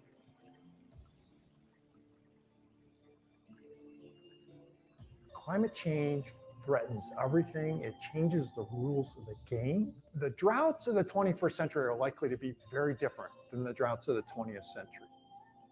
It flares and subsides, but the tensions between the western slope and the Front Range are unending, even though they flare and subside. If we're fighting within the state of Colorado, we're only going to suffer as a state of Colorado. This program was made possible by the History Colorado State Historical Fund, supporting projects throughout the state to preserve, protect, and interpret Colorado's architectural and archaeological. The Colorado. If a master landscaper had planned a dramatic battleground for the conquest of water, it could very well look like the extreme topography of Colorado, from the abundant snows at dizzying heights on mountain peaks, where cascading streams in contrary flows come crashing down on opposite sides of a sheer continental divide, gathering into great rivers, cutting through steep and stony canyons out onto sun-blessed but heat-baked plains that have been so tempting yet trying for generations of farmers and settlers, on the two very different sides of a state that's often at odds with itself. There is a vast amount of water in the West, but at the same time, that water is not exactly where we need it to be. The continental divide is truly a dividing line. The hydrologic forces, the climatic forces, cause about 80% of the precipitation in Colorado to fall on the west. 80% of the water is on the western side of the continental divide, 80% of the people on the east side. That alone is pretty eye-opening. 80% of the water is used by agriculture. Here, let's go further with this. 80% of that water is used by agriculture and less than 20% by municipalities and industry. Colorado mining engineer. 20%, less than 20%. So we're going to hear about the history of the old world, and we're going to hear about why Western Colorado has an upper hand, and also why Denver has also been this silly situation of stories we're going to learn tonight. I hope you guys enjoy. Hope you guys are only going to get little bites. I'm not giving you a full palette here. We're just learning little bits and pieces of the Western Slope and really what the connection with Denver really was. Was it a positive one? Was it a negative one? What did it look like? What were their fights? What were their battles for permits to build little home settles? What, the way that the country was coming together, as they will describe. Pretty excited to share with you guys. George Bancroft clearly surveyed the land and water inequality in his description of what made the differing regions seem like alien worlds. He says the Western Slope was a region of tremendous surplus water and some arable lands. And for that to be the reality, and for us to actually be the cheapest tax for cannabis, yet we are required by the state to do what we need to provide access for our collectives, our recreationals, our dispensaries, if you are medicinal.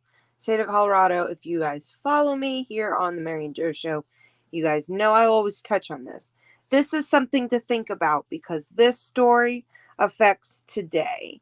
This affects so much of how even what fruits I can get.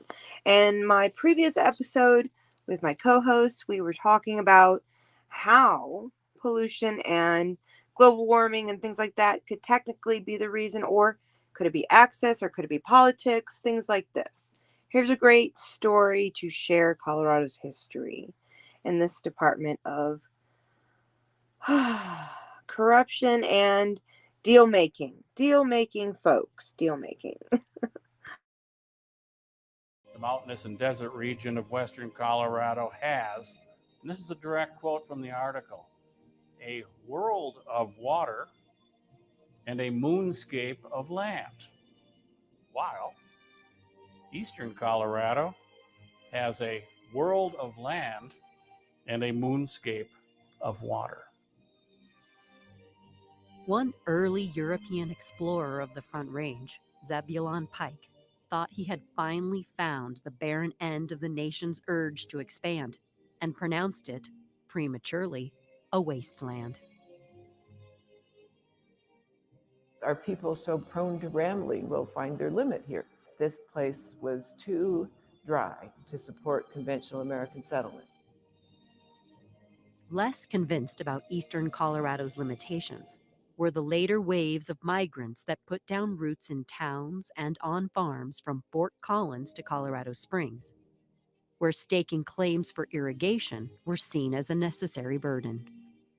There's just that mounting sense on the Front Range of, if we have the far more dynamic economy, if we have capital, if we have a greater population, we have more urban areas, we have plenty of farms on the Eastern Plains and in northeastern Colorado, why are we just sitting here when there's water that we could be putting to better use?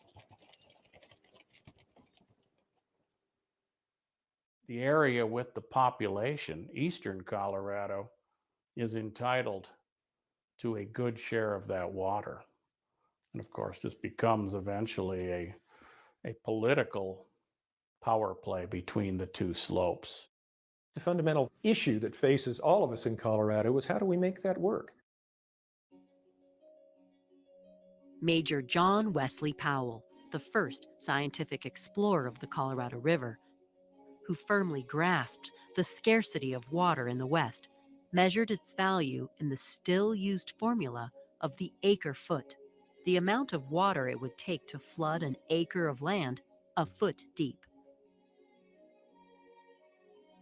Powell made the famous comment that the future of the American West will be decided by acre-feet of water. He didn't come to that conclusion lightly. He felt it in his bones. He saw the heartaches and failures of small yeoman farmers settling places like western Kansas, lured there by railroad and land company propaganda, and not. And what did we talk about last night? What was the first opening statement that we learned from the actual Parachute Historic Society? Was that Grand Junction was the name initially, that Grand Valley, my town that was initially before it was Parachute, because it didn't become Parachute officially, which is a municipality to the connected community of Battlement Mesa. It's literally a waterway that separates us, the Colorado River.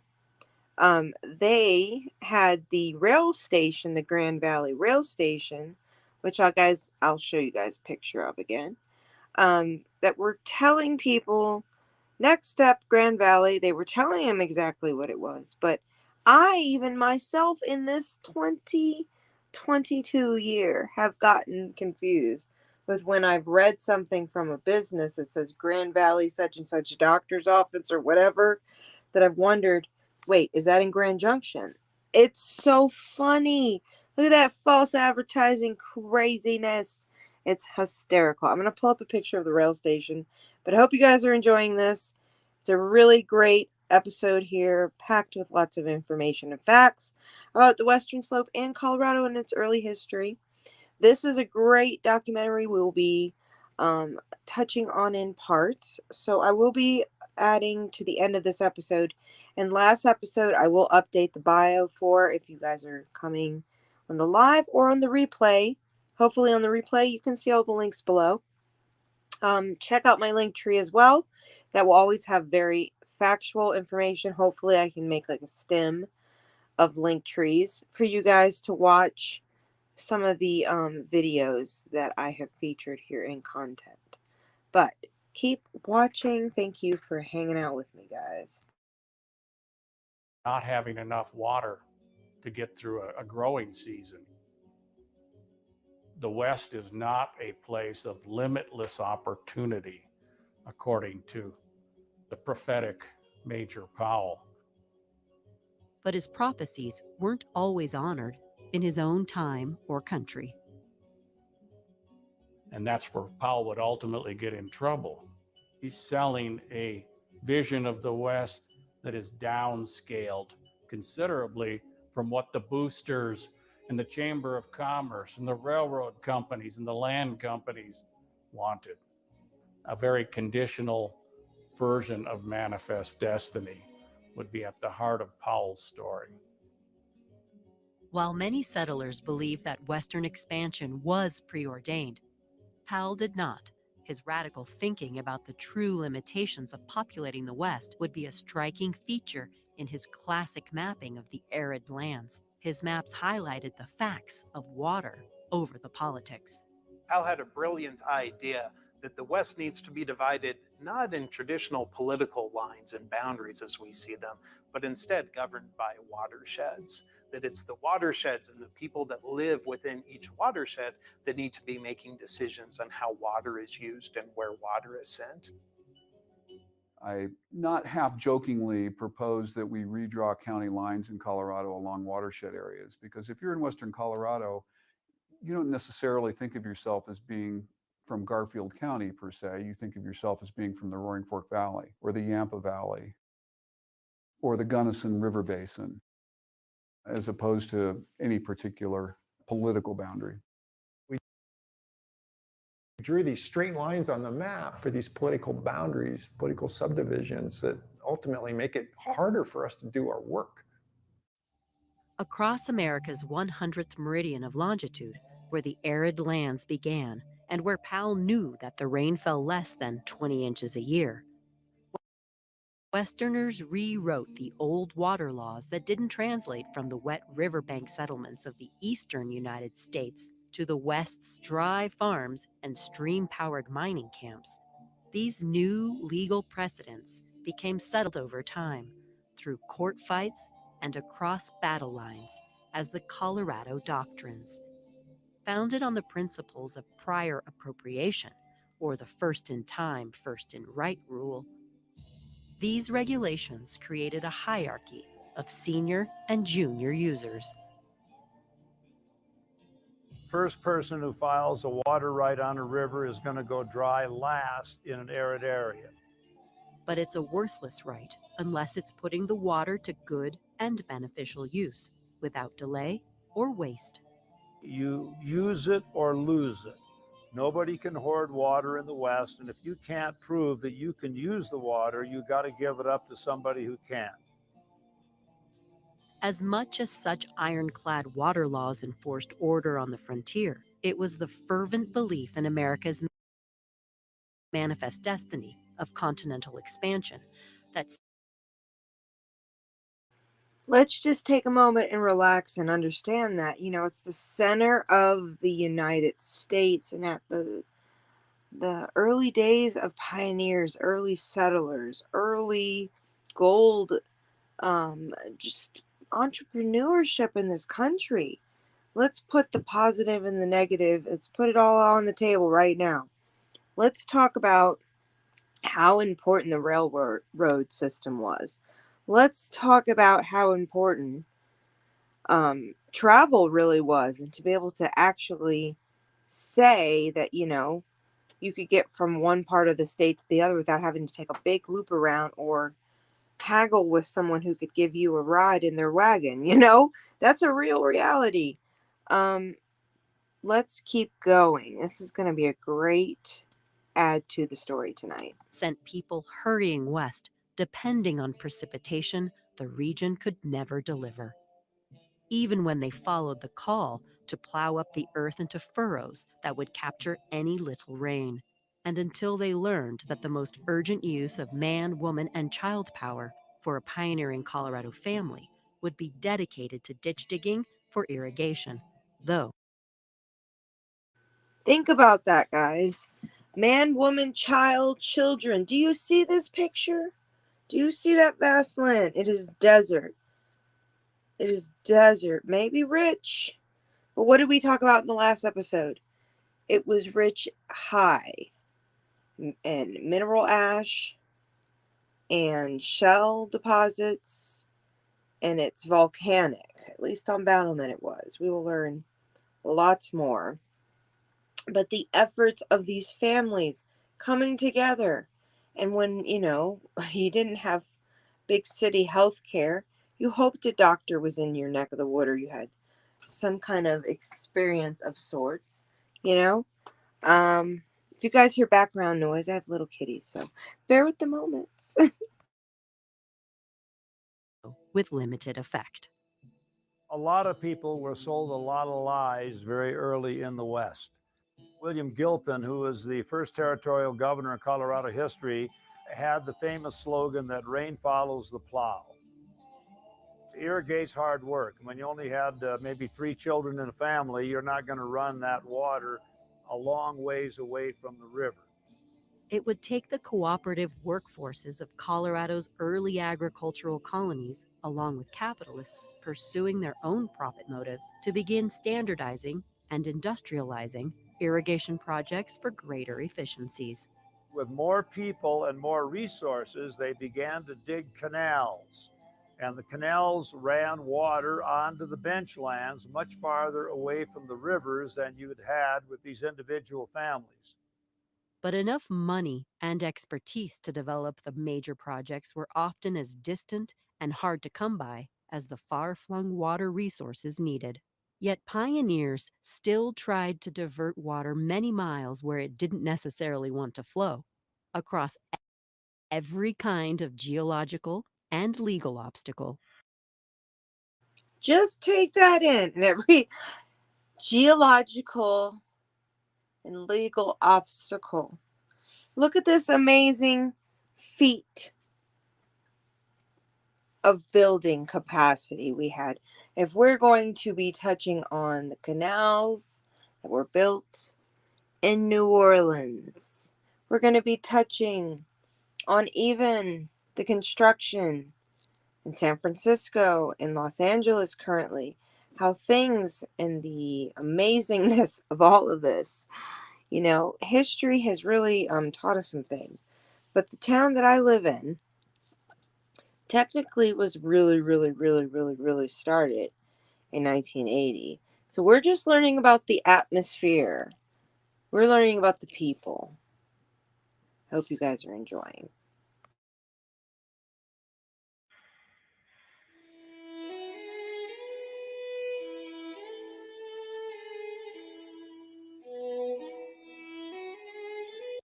One desperate yet inspired plan to save the farmers of the Uncompahgre Valley surrounding the town of Montrose would require the moving of mountains, first in a dream and finally in reality.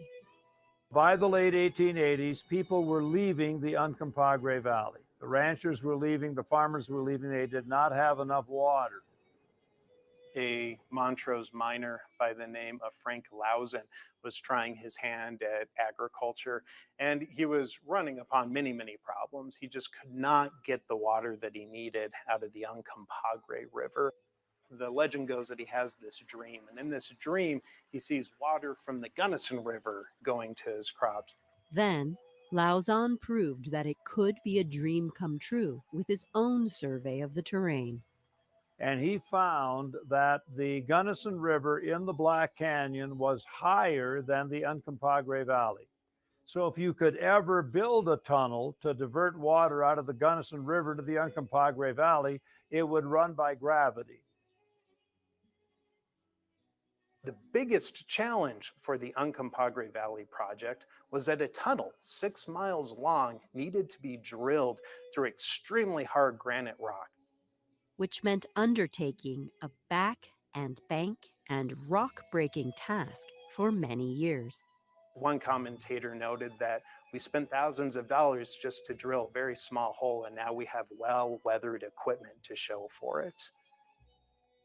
That was kind of a pipe dream. Nobody had enough money to do that.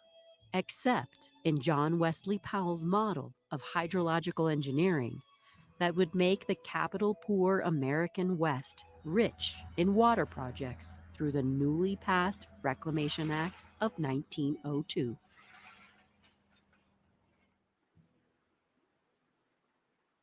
John Wesley Powell's view was that the federal government was the best friend that the West could ever have because only it had enough money to build gigantic irrigation projects and or dams to help people out in the West. It's the power of the federal government, the capital that the federal government can provide, the expertise so that we're not having canals and ditches run uphill.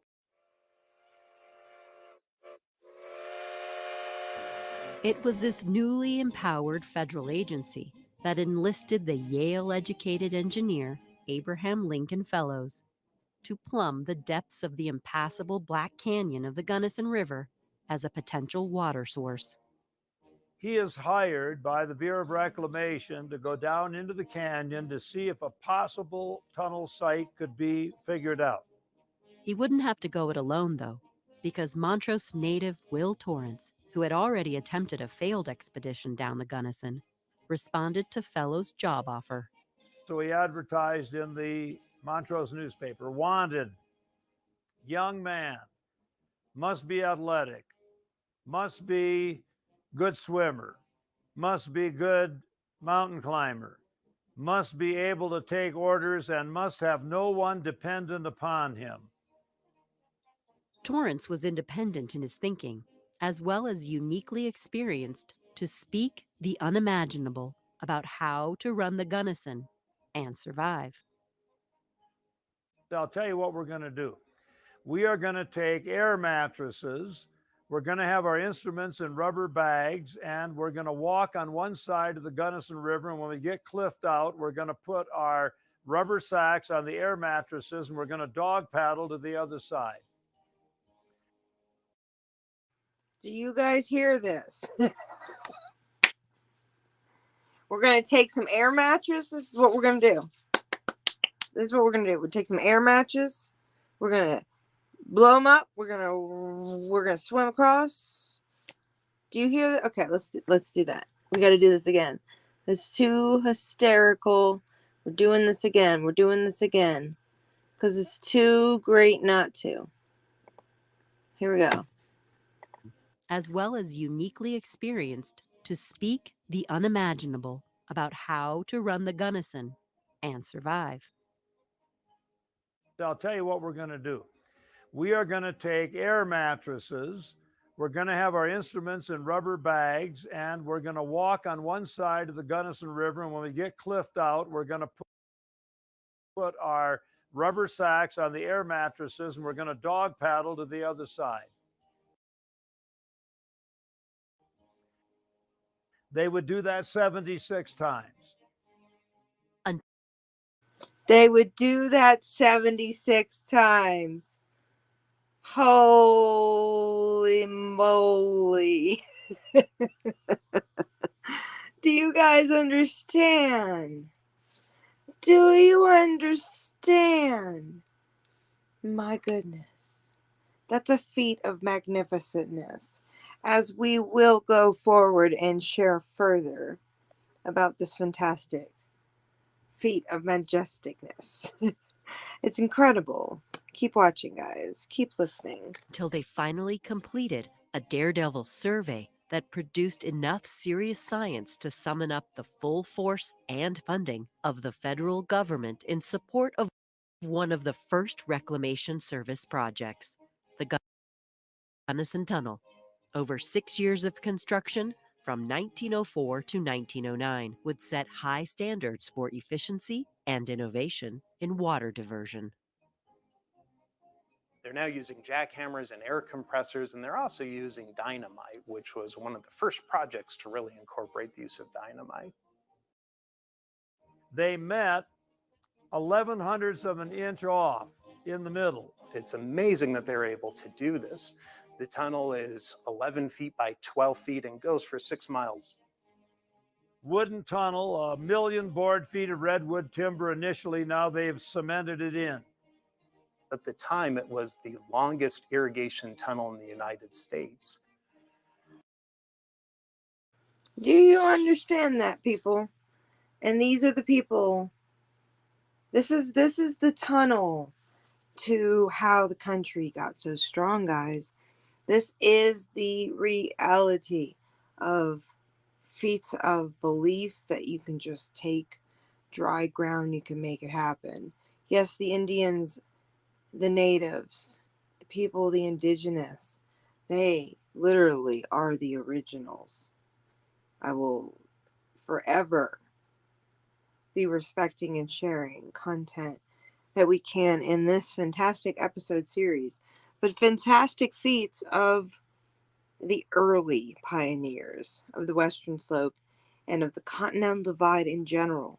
It's pretty incredible, guys. Keep listening. I can't wait to share a little bit more here. This engineering marvel and historical milestone attracted the attention of President William Howard Taft, who came to Montrose on September 23, 1909, to christen the offspring of the fledgling Reclamation Act. When Taft comes, he has a golden bell that he rings, and then he pushes this electric switch that sends the signal to the head gates to open it up. And I can only imagine the thrill, and I can only imagine how magical it would have been to see water pouring out of the side of this mountain, water where there had not been water at all. Millions of gallons of water released into a canal system that would eventually crisscross thousands of acres of desert land, transforming it to fertile farms. That saved the Uncompahgre Valley and the towns of Kelowna and Montrose and Pea Green and Olathe all exist today as a monument to one of the first great Bureau of Reclamation projects in history. On the same Western Colorado trip, while visiting the Peach Day Festival in Grand Junction, Taft again invoked the phenomenal potential of massive irrigation projects. Taft said, when you first come to this area and you look around, it looks like one of the most godforsaken spots there is on Earth. But then you progress a mile or two down the road and you see where irrigation has been introduced, and it's magical. It's as magic as rubbing Aladdin's lamp.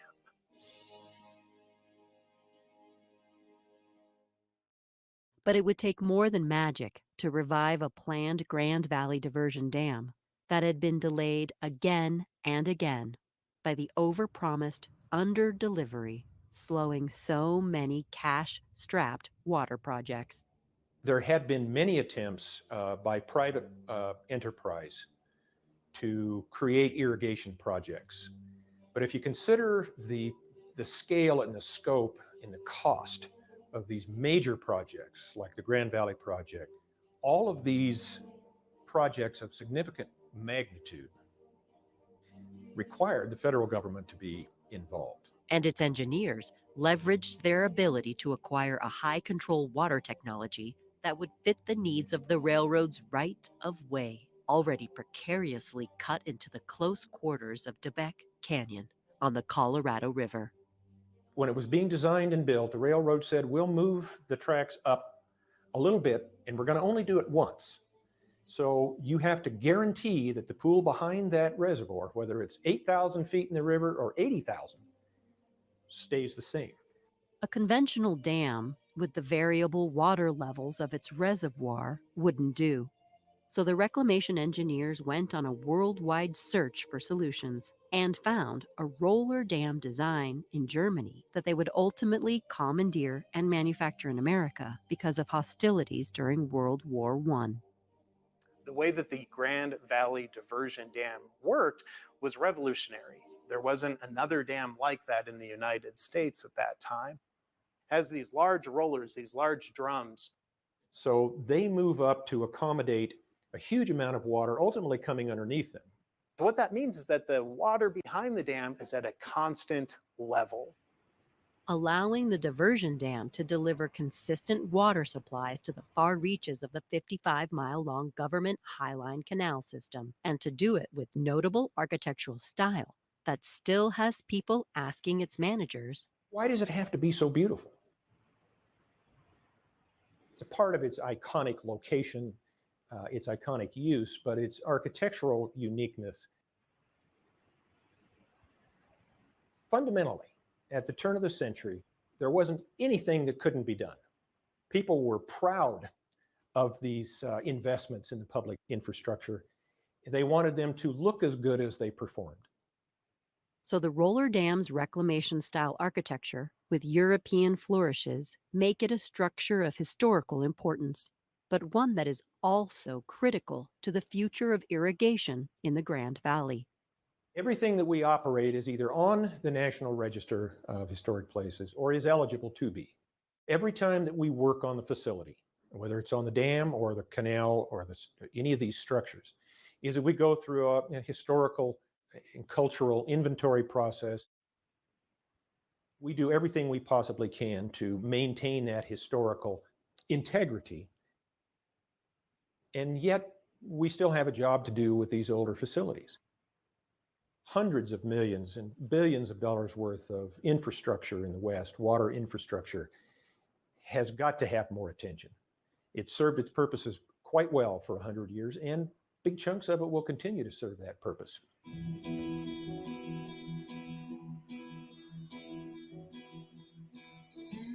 When it came to laying down the law on the Colorado River in the early 20th century, there was no better hands-on or arm-twisting politician than Edward T. Taylor, whose longevity in Washington meant extraordinary water power for his constituents. He was in Congress from 1909 to 1941. It was said of him that he knew all the voters in Western Colorado and could go around and shake everybody's hand and call them by name. And that kind of mentality still really, really, really, really is the heart of Western Colorado. I'll say that from firsthand experience. I think it's a part of the world that you really do look for, and you do see in movies, and it is small town. So some things can be very, very strange about the small town mentality, but being in a political system or being in someone who maybe has a responsibility to be a realistic, how do I put it? Humble politician is something that I will say my side of the canyon, Western Slope, definitely has got it down pat. So it's beautiful to see the old history reflected with old politicians, old people advocating for the water and the power of my side of the mountains. I will be including this particular Western Water and Power Colorado Experience video in the bio below. But we're going to just learn a little bit more, and then we're going to move on to something else very interesting. It was the work by Edward Taylor that really helped push to change the name from the Grand River to the Colorado River. Edward Taylor wanted that to be Colorado's River. Colorado is where this river starts. Colorado is the headwaters. Colorado is what provides all of this water to the west. By calling it the Colorado, he could say, it starts within my district. And that's going to count for something in debates in front of Congress. Smart move.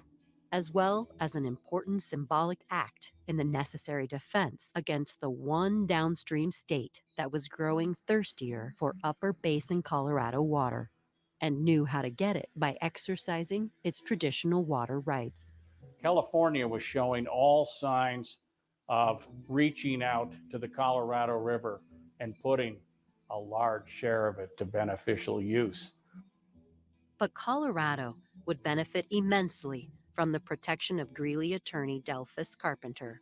Because he had experienced so many failed and flawed court rulings regarding water rights, he became determined to negotiate a fundamental and perpetual law of the river through the 1922 Colorado River Compact.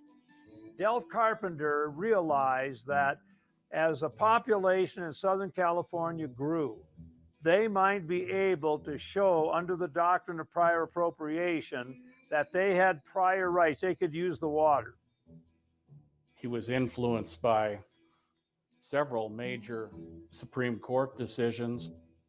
Legal arguments before the court could lead to expensive, lengthy debates that might not resolve themselves satisfactorily. So it was his idea to use the compact clause of the United States Constitution to try to negotiate compacts, treaties essentially, between the states.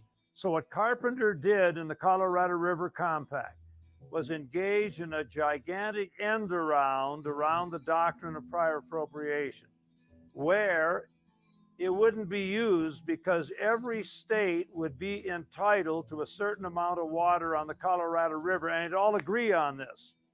The only Colorado city chosen to host the meeting of delegates, and the only city actually on the river, was Grand Junction, at the confluence of the Colorado and the Gunnison.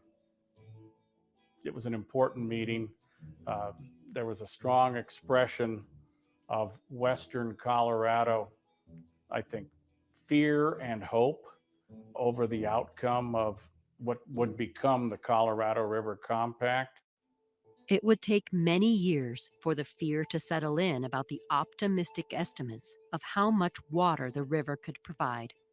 But at that time, the scarcer reality was denied to justify bigger Bureau of Reclamation projects in a decisive act that provided the title of a book by Eric Kuhn and John Fleck. Science be damned, how ignoring inconvenient science drained the Colorado River. I will probably be reading this particular book in parts just for your guys' entertaining pleasure when it comes to this podcast of a mix of samples of interesting facts about Colorado. I do have to stop the video here and there, so if you guys are wondering why is she doing that? Because I have to. It's required, as these are other documentaries that I just want to kind of grasp all the concepts together with you guys listening. When we allocated the river on paper by the 1922 compact, we used an optimistic estimate that the river would provide about 20 million acre feet of water for use. That 20 million has become 15 or 16 million by the 1960s. And today it's maybe 13 million. I had always assumed that it was a mistake that the negotiators of the compact could not have fixed because they only had a limited 20 years or so of gauge records, and that 20 years just happened to be very wet. Well, to my surprise, I found no, we had a lot of information about what happened in the 1880s and 90s, and we knew it was dry. We really had a pretty modern understanding of the Colorado River by the 1920s. We just didn't use that information because it was inconvenient to the politics of seeking approval in Congress. That right there says a lot. What we're going to hear repeating in so many of the stories that we're talking about on this podcast is that when you want something, when it comes to negotiating in history, what we have seen in a pattern is you have to you have to smoosh over people. Communities are told one thing. What we have, it's disappointing in some major aspects, and even the references what we will hear in this PDF that I'll be reading, and it's just a sad reality that there was way more that the people who settled here probably did not understand, or were given one idea, or were really working hard, which I know for a fact there's some statements we'll be reading very, very soon in this PDF. I actually want to probably jump over to that real quick because I feel like it needs to be heard right now. So bear with me, guys. Let's do this. Hold on. There we go. My mouse did not want to connect. All right, we're going to go over here real quick. We will come back to that other screen. Let's see, share.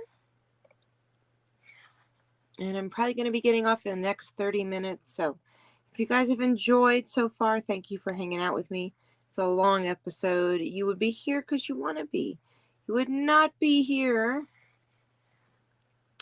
to tire yourself out. But I am here to share with you the history, as in the introduction of Parachute's history. So if you're just joining tonight, thank you guys. Thank you guys. If you are a returning listener, we've been on for 2 hours right now. I don't think that's bad at all. I thought it was much longer. We're doing great. So the introduction to Parachute, the American poet and the essayist. Excuse me. Let me see if I can see this a little better. Full screen. No, we're not going to mess that up. Okay. Hold on, guys. I don't want to mess up your guys' view either. Okay. The essayist Immersion once said, there is probably no history or only biography. Thus, the history of Grand Valley community is essentially a collection of stories rambling of the children, friends, and neighbors of the lives of the pioneers who settled more homes and developed in many ways the possibilities they saw in the woodlands, mesas, mountains, and valleys of the virgin land. A few handy white men may have made futile attempts to establish homes here among the friendly Ute Indians, a nomadic people living off the natural bounty of the untamed region. But the earliest homesteaders of whom we have any record with a herring immigrant who made claim to approximately 4 sections of land in the area where Parachute Creek flows from the north into the Grand, now Colorado River. In 1907, the name was changed by the state legislature, and 1921 approved by the U.S. Congress.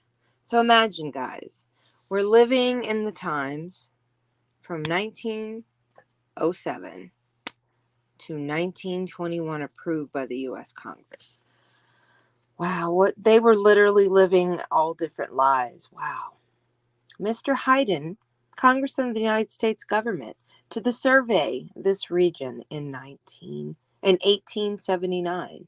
His name, the creek Parachute, probably because of the pattern made by the glaciers and small streams of the boat cliff at head of the creek. Sorry, guys, I have to make it bigger. I'm blind. I can't see it. There we go. So let's go back. Okay. All right. Glaciers and small streams on the book cliffs at the head of the creek, which gave the appearance of an open parachute. Mr. Hayden also established the elevation at the mouth of Parachute Creek to be 5,150 feet, surveyed the Mesa Garfield County line, and made many other land measurements which are still used, leaving his family behind to follow when he was discovered a suitable location. J.B. Hulbert, who was to later found the town of Parachute, left the Fall River Valley in Northern California on June 1st, 1882, with a partner, Mr. Billiter, training their combined flocks of 2,000 head of yielding ewes. After they crossed the Sierra Nevadas, Mr. Boehner and Mr. Lee joined them, each within 1,000 head of sheep. Mr. Boehner and Mr. Lee both had small families with them, so they drove the camp wagon while the other two men trailed the sheep. They were all bound for Colorado, more specifically the White River County, where they had heard there was plenty of open range just for the taking.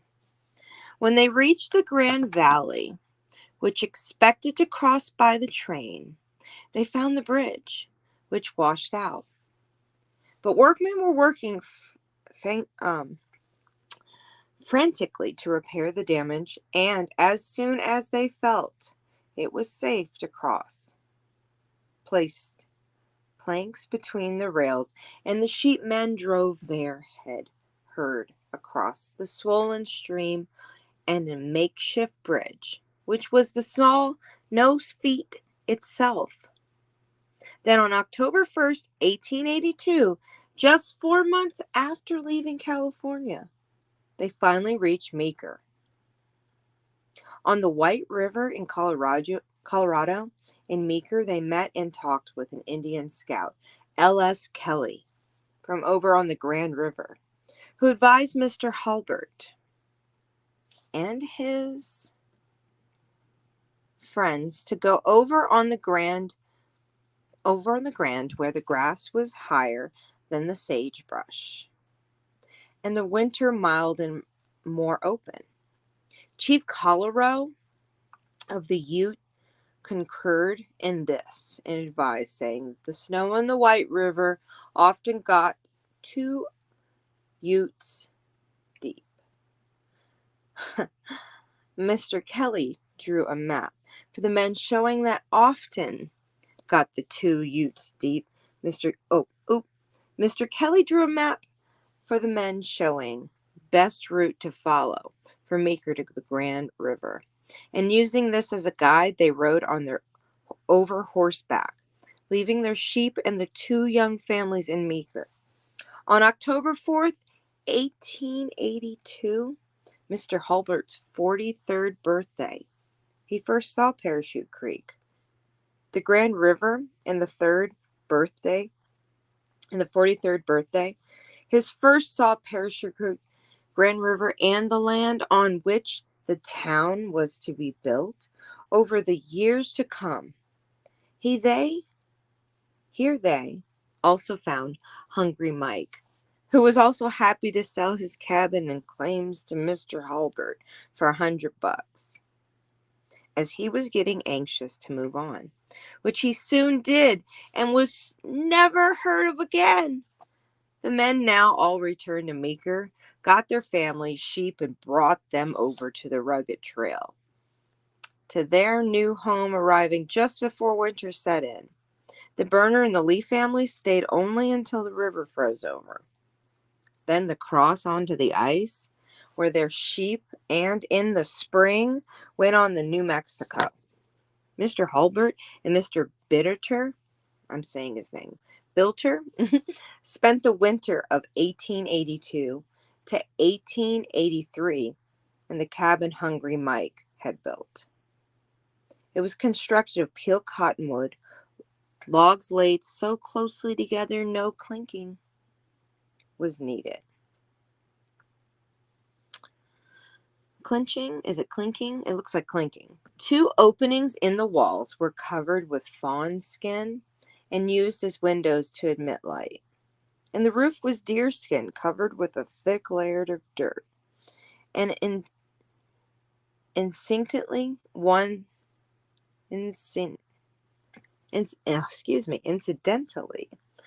that never did leak. I think that's a very well constructed home. I don't know what you guys think. In the spring of 1883, a young man, David Evans, nicknamed Dobby, came walking into the valley, and Mr. Hulbert hired him to help with the many things needed to be done. And in the new land they cleared, broke up, and planted about an acre of ground, using all the garden seeds they had, and then built a ditch from the creek to irrigate their vegetables. Later then shielded the sheep and then sold them. And then the spring crop and lambs to the Mr. Alsberg and Meeker. And Mr. Hulbert returned to California to get his family, leaving Dolby to look after the garden, cabin, and whatever chores were needed to be done at their new home site. Later, Mr. Hulbert bought some sheep back from Mr. Alsbrut, and over the years brought over bands, gradually increasing his herd. I'm guessing that's more sheep. Mr. and Mrs. Hulbert had both gone to California from Iowa. He was in 1854 across the old immigration trail, and she, Martha Ann Rock, in 1862 and 63. They met and were married. However, in California, and now with their family, 5 children, Francis, Trimmer, Luther, Mark, Minnie, Clark, and Rebecca Winnie, were all on their way from California. Somehow in the Rocky Mountains, they came by a trail to the railroads in Wyoming. But again, they reached the Green River, and the bridge they had been damaged by high water. And in the night, the passengers all walked across on foot bridge to where a train waited on the other side to take them to their destinations. Rollins was a real boom town. Rollins was a real boom town at the time. I need to look that in. Okay, with hundreds of buffalo and deer hunters making up a great part of the population. Mark, who was 6 years old at the time, later recalled seeing the huge freight wagons pulled up by 8 York, 16 head of oxen coming into and leaving Rollins. They would take the freight that they had gone in to come to town by train out to the surrounding territories and return with great loads of sagebrush cut like cord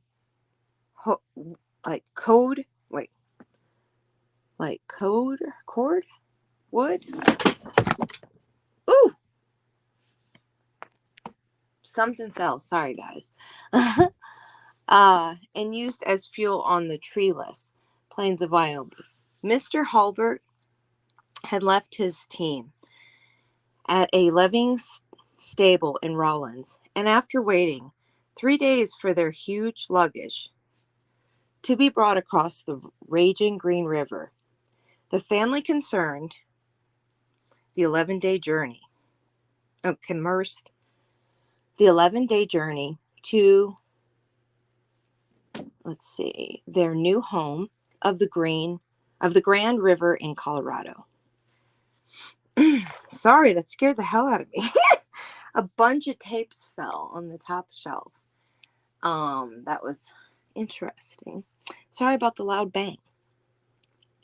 They all had their worldly possessions in the covered wagon, as well as the 7 members of their family, and the strong box containing all their money, important papers, and the Bible.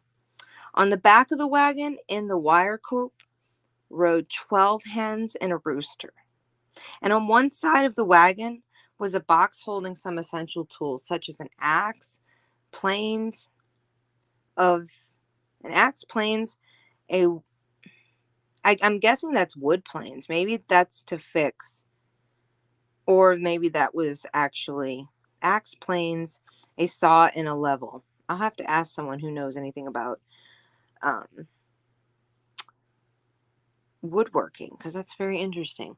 A level was a must in the new country for surveying and irrigation ditches. It was fastened with cleats, a wire, or the side of a board, usually 1 inch by 6 inches and 16 feet long, with a leg at each end of the different lengths accordingly to the fall desired in the ditch, possibly 1 or 2 inches to the rod. This is called a level board, and they are many of the still used even today on local ranches for charting, levering, and ditches in the newly planted fields.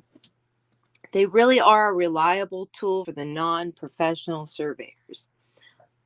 Unless, or of course, one became confused and gets the wrong end of the ditch in the creek or the other supply of water to be used for irrigation, and thus tries to run water uphill. And we've already learned about that tonight in this last little excerpt we did. After the long tearing trip over the new government road for the White River to the Grand River and the difficult crossing to Webster Hill, 10 miles of east of Parachute, which is even now somewhat of a barrier to the Hulbert family, arrived at their new location after dark and evening at the spent night.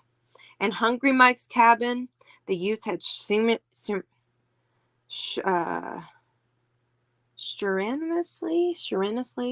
objected. Objected to the construction of the so-called government road as it bisected their favored hunting ground, and this objection had been one of the many reasons for Indian trouble in 1879. Now, the morning after their arrival in Dolby Evans had a pleasant surprise for the Hulberts, for during Mr. Hulbert's absence, he had built a snug dugout 25 feet square, and in this the family moved into their cook stove, table, etc. And from then on, it was used for cooking, eating, and as the family room generally, and the cabin became to sleeping quarters. The garden had done well with the Dolby's care. So they had plenty of vegetables and venison for the first winter, and Mr. Hulbert, Mr. Bittler, and Mr. Evans cut and hewed logs to build a larger home. Let's see here. In May of 1884, another girl, Martha Marie Burnside, was born to the Hulberts, the first white child born in this area. So she, Martha May Burnside, is the original to this area. Now, there's like some very historic stories about a woman in a dress. I will have to look. We will find more history on Martha May Burnside.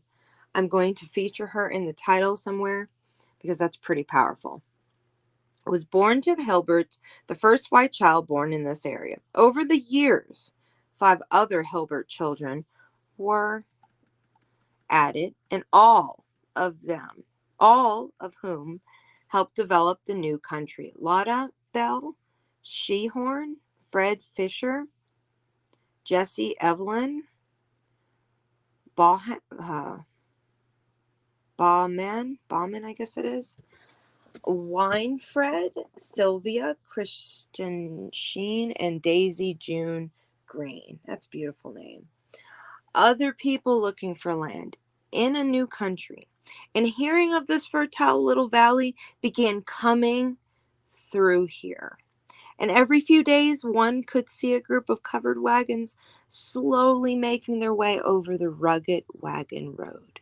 From east, there was white canvases covered, gleaming in the sun like patches of snow and the grayish-green sagebrush.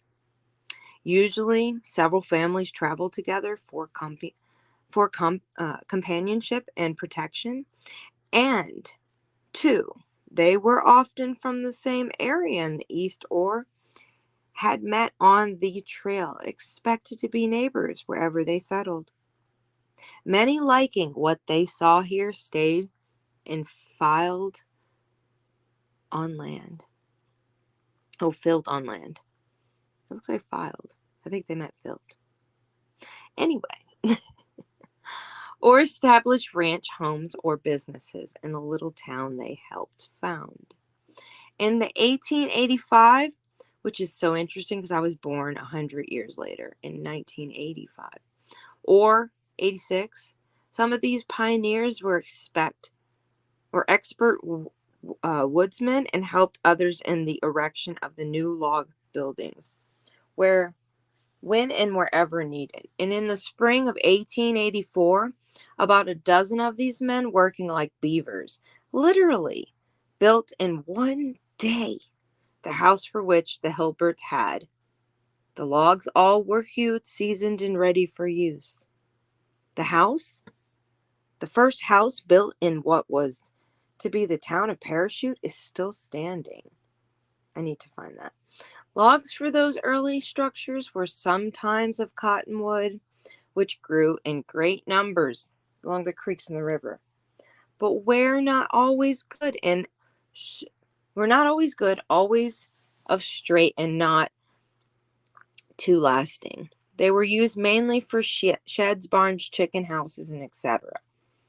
Quaking aspen for Quakers, which grew on the higher mesas and usually make good straight logs, which last well if not exposed to the weather too much, were often used where the Evans could project.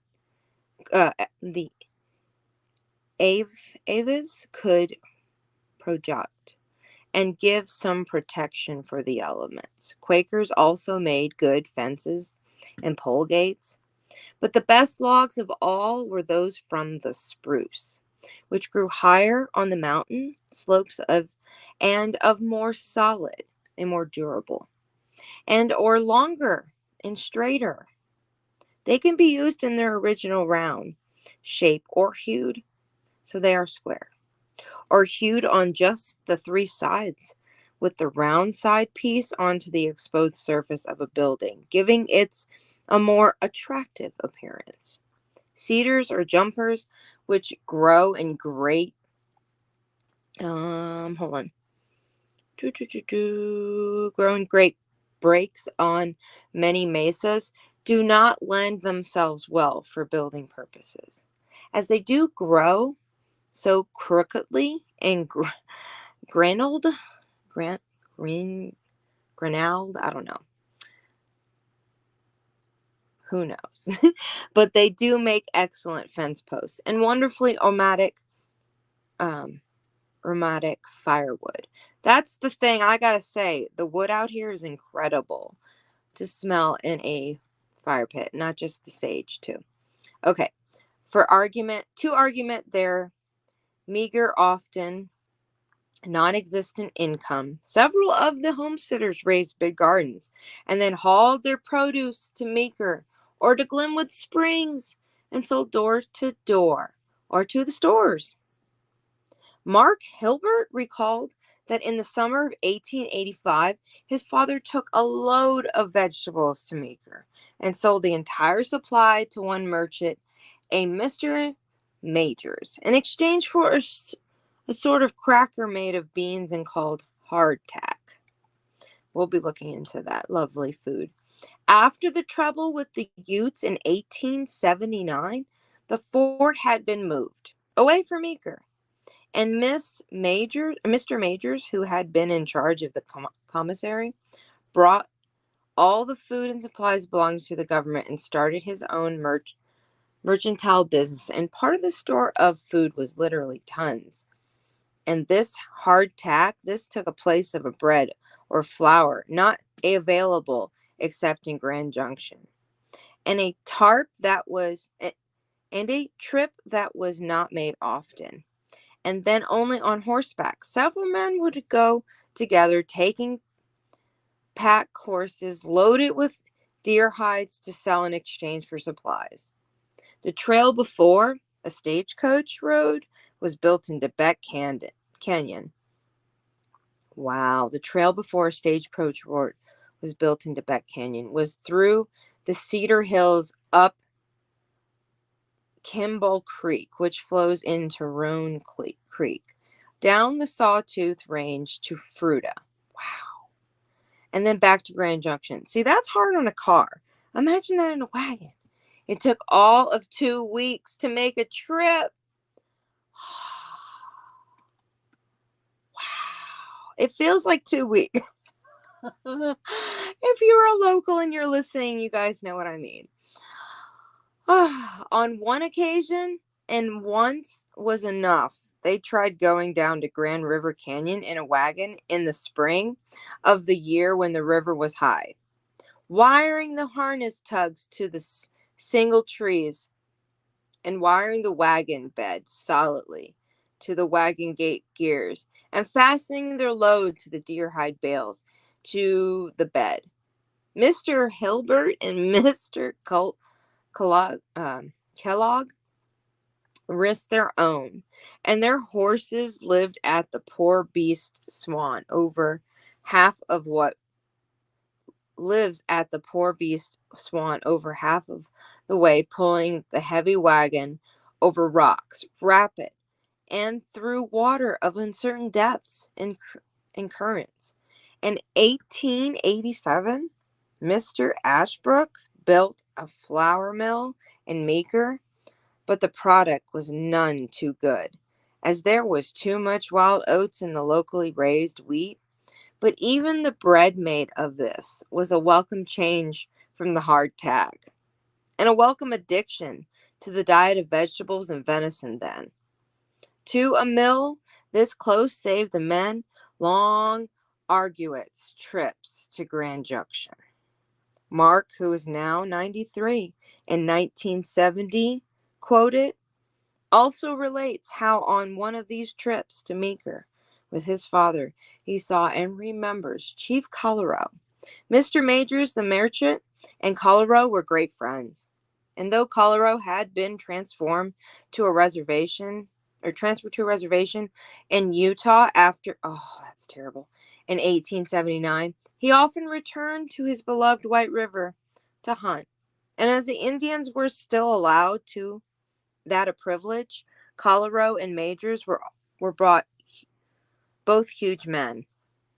Majors always carried a tape measure with him, with which the measure customers for to measure customers for clothing. And whenever he and Colorado met, they would measure each other's girth to see which had gained more since their last meeting. Oh my God, that's adorable.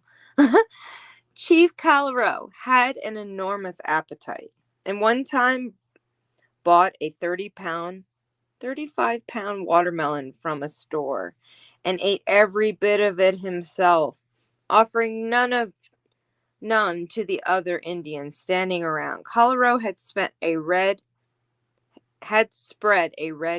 handkerchief, which he always wore around his neck, on the ground as he ate each slice of the melon. He placed the rinds on the handkerchief, and when he was through eating, tied them up carefully into a bundle to take them home to the squaws, who would make them into preserves. So it is evident to the Indians had some knowledge of preserving fruits. Aside from drying, probably using honey as the sweetener. That is very interesting. We might mention here a few of the other very early residents of the Parachute area. And a little further on in our chronicles,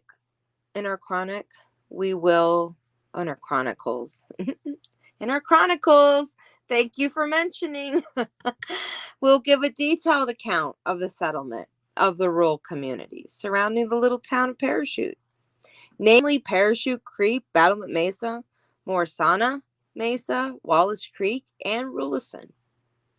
L.S. Kelly had built a cabin 4 miles west of Grand Valley near what is presently designed as a railroad site on Highway 6 and 26 as Kelly Glish, and had filled a homestead there. Mr. Kelly, more formally known as Yellowstone,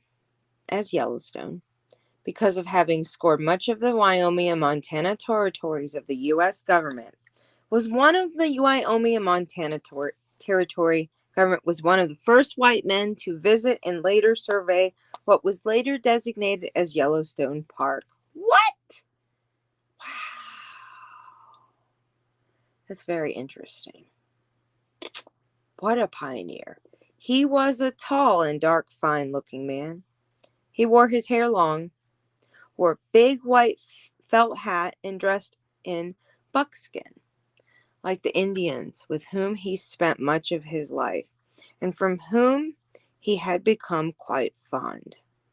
As a result of his association, he understood the Indian ways and the culture, and he had been called to Meeker by the U.S. government during the misunderstanding with the Utes in 1879. From then on, he spent much of his time in Meeker, and it was there he met the advised Mr. Hulbert and his friends to proceed to Grand River with the flocks, which they did, and they started a settlement, which later became Parachute. Wow, this is blowing my mind right now, guys. I will be sharing a personal account that just goes hand in hand with that excerpt I'm in shock about right now. Wow. I will have to take a little note, and I will encourage you guys to listen to the next spirituality episode, where we will be talking about things that open your mind. And spirituality, you just can't explain how that came into it. A snapshot of a float in Grand Valley Days parade, which illustrates the pride of Parachute Creek people take in having a part of Old West. If you guys can see, that is a slug bug in the back, so that had to be the 70s. That had to be the 70s. Okay. Parachute Creek, depending on the marvelous memory of Mark Albert. I'm sorry if I'm butchering names. Definitely take a look at the screen. Definitely check out the link that you will find in the description area of this video for this actual excerpt. I do encourage you to go check it out. I do have permission to read this, so I am taking my time though, because I want you guys to see it too. And go ahead and feel free to mute me and skim ahead if you would like, or let's follow along. Okay. So here we go. Depending on the marvelous memory of Mark Ilbert, who is in 1883 had come to this area as a boy with his family from California. The first time to settle here, he found the homesteader in the valley was the C.W. Wilson family, who homesteaded on Parachute Creek. The Parachute Creek Valley is approximately 12 miles long and 1/2 of the 3 miles wide, with ranchers lying on both sides of the creek and hemmed in by the huge mountains of the oil shale. It is a pretty place with the green fields of the hay grain or orchards, its sparkling stream running through the full length of the valley, and several small glaciers like Garden Glacier coming in from the west, some small wood areas like others in farmland, and part left to the native grass and sagebrush. And on auto ride up to the creek, is a most pleasant experience, especially so in the spring or the fall, when one may see herds of deer feeding in the fields, drinking from the refreshing stream, or possibly heading back to the comparative safety of the hills after eating their full of hay or of grass on the ranches. What a beautiful picture. A few years ago, when an aerial survey was made of this part of the western slope, one of the surveyors remarked that Parachute Creek was like the prettiest valley they had mapped. The road skirts at the foothills on the east and the side of the valley, which most of the farmland laying below the road to the west along the creek bed. Mr. C. Doc Wilson, who was also mentioned, or C.W. Doc Wilson, who was mentioned earlier, had come from the Patience Creek area over the hill to Parachute Creek. And he was a foreman for the JQS Cattle Company. He also ran cattle of his own on the Parachute Ranch, or range, owning of the very early brands in the 7-bar-4. Mr. Wilson told of being followed by a band of wolves on his trip over to the mountain from Patience Creek, and the building of campfire at night for protection for these animals. Doc Wilson's brother Frank settled in Rifle, where he was a justice of the peace and notary public. His name appears on many of the early abstracts of the land transfers in the area. In 1884, Tom Glover, located in land farther down to the creek, he bought a herd of cattle into the valley with one of the earliest brands in the area. And TM, Mr. Doc Fortigo, I'm saying, Mr. Doc, Mr. Dick, helped Mr. Glover on his ranch for years. So he, too, was an early comer to Parachute Creek. He later moved to a place south of Rifle, but often visited friends back in this area. Also, in 1884, Mr. Hoffman, GAR veteran, located what has been known as the Tucker and Zucker Place. Mr. Hoffman was originally from Michigan. He had come to Leadville, Colorado in 1879 and on west to Parachute 5 years later. Mr. Hoffman also had a feed and a secondhand store in town. I've seen pictures of that. It's pretty beautiful. Eastnose F. Youngman, a Civil War veteran from Ohio, had come west after the war and worked as a government scout in Arizona and Wyoming. He was in Thornburg at the Mill Creek Massacre and had many other interesting experiences. Wow. After his marriage in Nebraska in 1880, he too came to Parachute Creek and located what is presently known as the Orland Lander property. Lander? I think that's it. That sounds French to me. I don't know. Property. Let's see. Also in the early 80s, a Mr. Davenport. So this is 1880s, okay? Or I don't know if this is 80s. Early 80s? And Mr. Davenport filed on land and water near where East and West Middle Fork of Parachute Creek covers. Mr. Davenport was interested in sheep raising and later had a general store in the town, which he bought from Mr. Douglas Armstrong's. This was located near where the Grand Valley Lumber and Supply Company has been for many years. Wow. Also about this time, M.T. Rowley and Joe Trimper took up homestead adjusting Mr. Davenport, adjoining Mr. Davenport. Mr. Rowley's was one of the first group of men to experiment with the extraction of oil from a shale on Parachute Creek.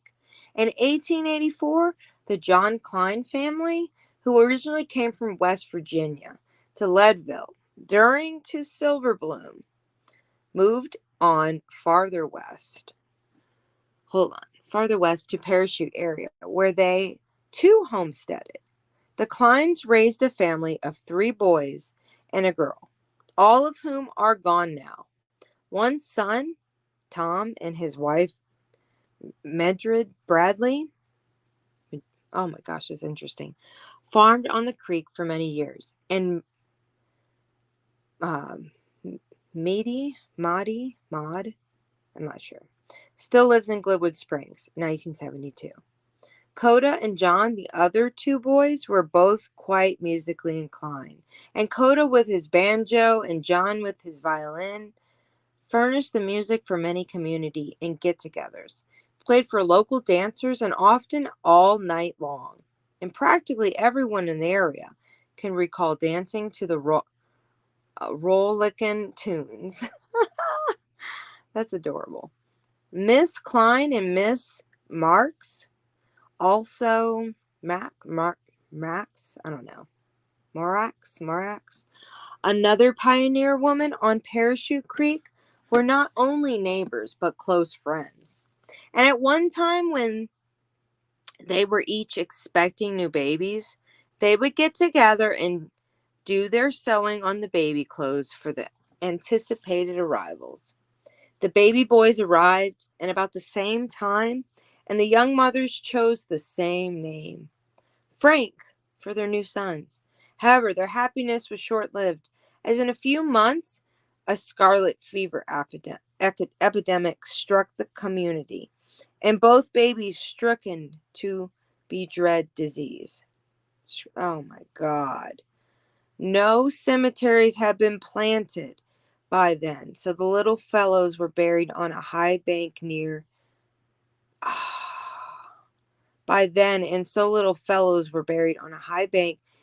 the creek. But nature has a way of disrupting things, and soon after, during the runoff in the spring, the creek could not contain the unusual amount of water, and the bank on which the graves were located gave away, and the little bodies in there, tiny caskets, were washed away, possibly into the Grand River, and no one ever knows where they finally came to rest. It is so sad. In 1885, John Purdy Crawford brought his family from the east by covered wagon to Parachute, where he filed on land near the creek. They arrived in February, and as spring had come early the year, they had their first impression of the area was very favorable when they saw the beautiful valley and surrounding hills covered with lush green grass. They had mule teams drawing their wagons and turned them loose to graze, and the rest after a long tying trip. When the Crawfords came here, the Ute Indians had moved out just a short while before the several teepees were left standing. And the Crawfords later built a corral where these little tents were located. A well-known Indian trail led this Ute encampment over the hills to the Payson Creek County. This trail has been known since 1895 as the Crawford Trail. Miss Crawford's brother Paul Grodin and Mr. Crawford's brother Utes also filed a land near the Crawfords, and in later years, Miss Purdy Crawford's bought their homes. Purdy Crawford bought their homesteads, increasing their land holdings to over 600 acres. The Crawfords also built up a good herd of cattle carrying the L- plus brand. I don't know what that is. After the J.P., oh, maybe that is a P. J.P. Crawford retired, their only son John and his wife Doris Shutterland, who had been a teacher at the Book Cliff School, took over the management of the ranch and cattle and added their own C brand to the herd. After John Jr. and Doris retired, their son Jack and wife Vista Benedita managed the ranch until it was sold. In 1889, Arcadius Benson, a bachelor, filed a land several miles up Parachute Creek, a beautiful location with land laying on both sides of the creek. Mr. Benson later bought an adjoining ranch from Bill Hughes, which he had added to his earlier homestead. Clyde married a neighbor girl, Betha Gardner, and they raised their family on the creek. Later, a son, Charlie, took over the ranch cattle. Hold on. Later, a son, Charlie, took over the ranch cattle and ranch married. A son's school teacher, married a school teacher, Ruth Funk. That's adorable, Ruth Funk. And they too retired their children, raised their family. Sorry, guys. Ruth Funk and they too raised their family on this lovely location. Thus, the ranch remained in the family from 1889 until sold to an oil company in later years. In 1896, Marcus D. Freeland, a cousin to Tom Grover, came to Parachute Creek and helped Mr. Grover on the ranch and with the cattle. Mr. Ralston Smith had filed on the land earlier in the creek and had been instrumental in getting the low-cost ditch built in operation successfully. Mr. Smith sold his homestead to Mr. Bob Wallace, and Mr. Wheeler and Mr. Freeland later bought Mr. Wallace's part of the acreage. This has been the Freeland home since early days. In 1904, Mr. Freeland married Miss Egna Parham, and together they improved their ranch and built up a sizable herd of cattle, which they raised on the Parachute grazing land on the nearby mountains. Mr. Freeland filed on land on the mountains in 1909, several years before the idea of mountain homesteads became popular in 1921. Finding it impossible to do justice, the Freeland son, D. Jr., still lives on. To both Mr. Freeland, let the mountains homestead revert to the government. The Freeland son, D. Jr., still lives on the homestead place and runs cattle near his father's first brand, which he secured around the turn of the century. Let's see here. The James Mealer family came into the valley in a covered wagon in 1891. They came from Missouri to Rock County, Colorado.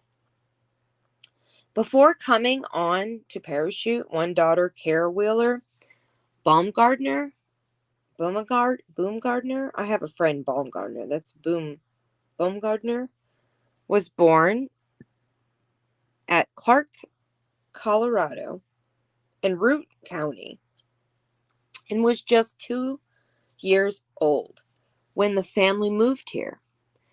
Miss Baumgardner recalls hearing her father tell his reason for coming to the valley.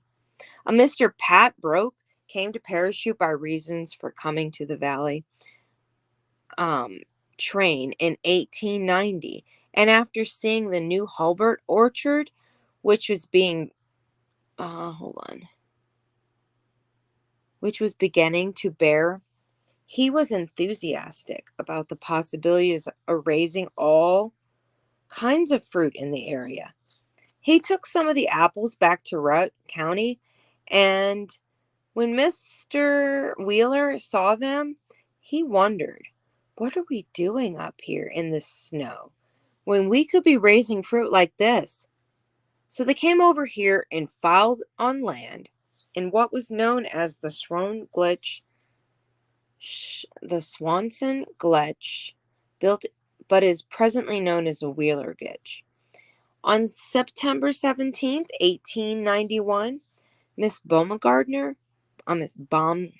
it's Baumgardner, also recalls the family spent their first night in Parachute at the Humbert's home and then went on to the creek where they stayed a while in the Klein home.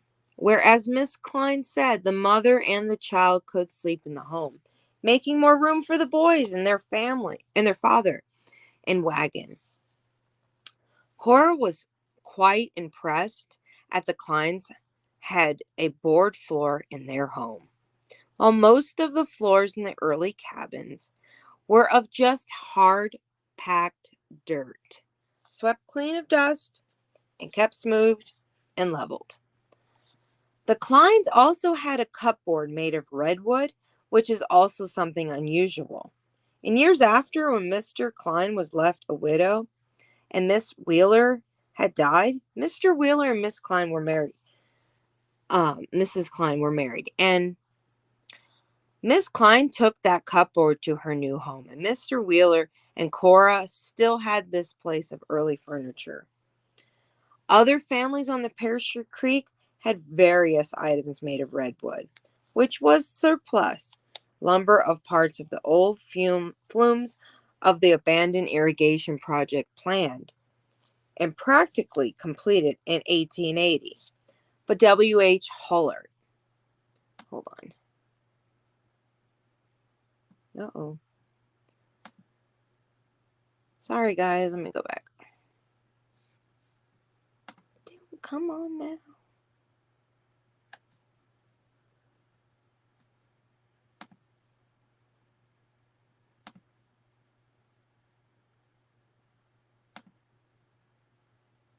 Hang on. I think we're going to wrap it up any minute, though. We've done 3 hours today. All right, let's see here. All right, here we go. Mr. Wheeler worked with Miss Hulbert for about 6 months before going to the Wheeler Glitch to make their own home in 1892. Several years later, when Mr. and Mrs. Rolson Smith, who owned 160 acres near the road, wanted to sell and move farther up to the creek where Miss Smith's brother, Clad Benson, lived, Mr. Wheeler and Mr. Bob Wallace each bought 80 acres for $10 an acre. It was a good buy for Mr. Wheeler's, who was with his family and with the living on what was later known as the Sugcock Place, as he wanted to be nearer to the town where he had started a prospiring blacksmith shop. Mr. Wheeler and his boys built a nice log house, which was a landmark for many years until it burned several years ago. The D&RJ Railroad extended from Newcastle westward beginning in 1889, reaching Parachute in 1890, and bringing many new temporary residents and several permanent residents. One man who became a permanent owner in the area was Pete Ligonor, who was also a carpenter employee. By the D&RG was designing and building trestles for the new railroad. He also had several teams of horses being used in the building of the rail beds. Hold on, guys.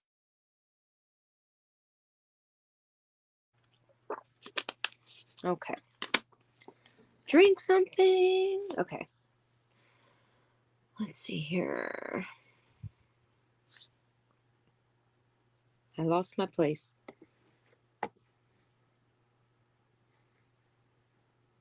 Hold on. Mr. Lindenberg went on to Salt Lake City until the railroad was completed to that far. But he had liked what he saw in Parachute area. So when he finished his work with the railroad, he returned to Parachute and built a store building on what is now northeast corner of Parachute Avenue in the 1st Street. He and his brother, Fredinaire, owned and managed a general merchant store where he until 1901, when they sold to a managed general merchandise store.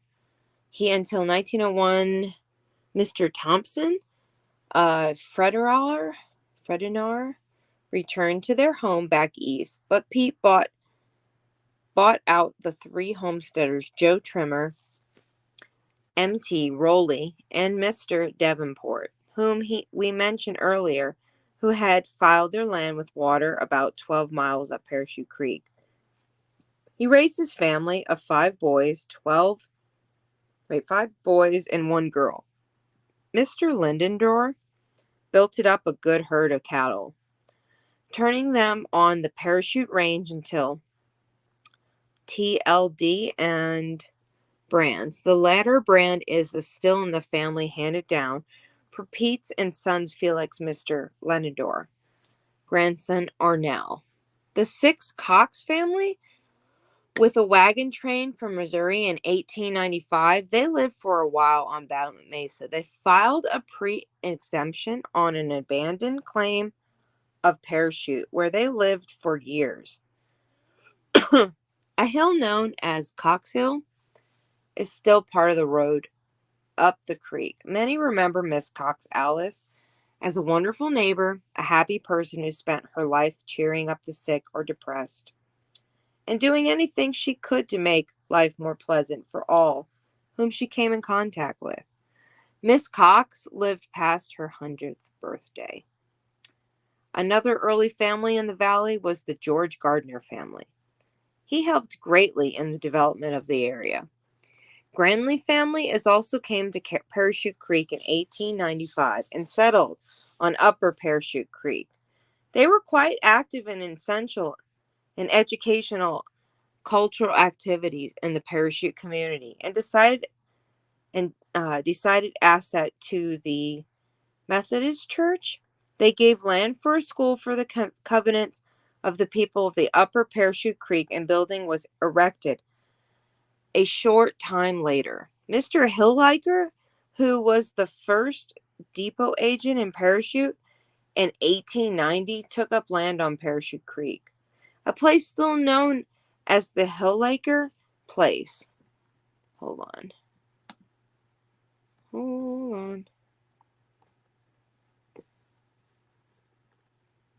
All right, here we go. Sometime in 1890, the Philip Dyer family came to Parachute from Crescent Butte, Colorado. Mr. Dyer was a native of Austria, and Mrs. Deer was a native of Austria, and Mr. Deer of Germany. But they had immigration to the USA, while quite young people, lured by the prospect of good living to be made in the mining towns here. After coming to Parachute, they built a nice stone house a short distance from town to Parachute Creek. The picturesque home was enjoyed by all who saw it, and it was destroyed by a fire in 1972. Mr. Dyer also built the rock building at the corner of the First and Parachute Streets, hauling the rock from the Rump and the Roop and Murray places. Mr.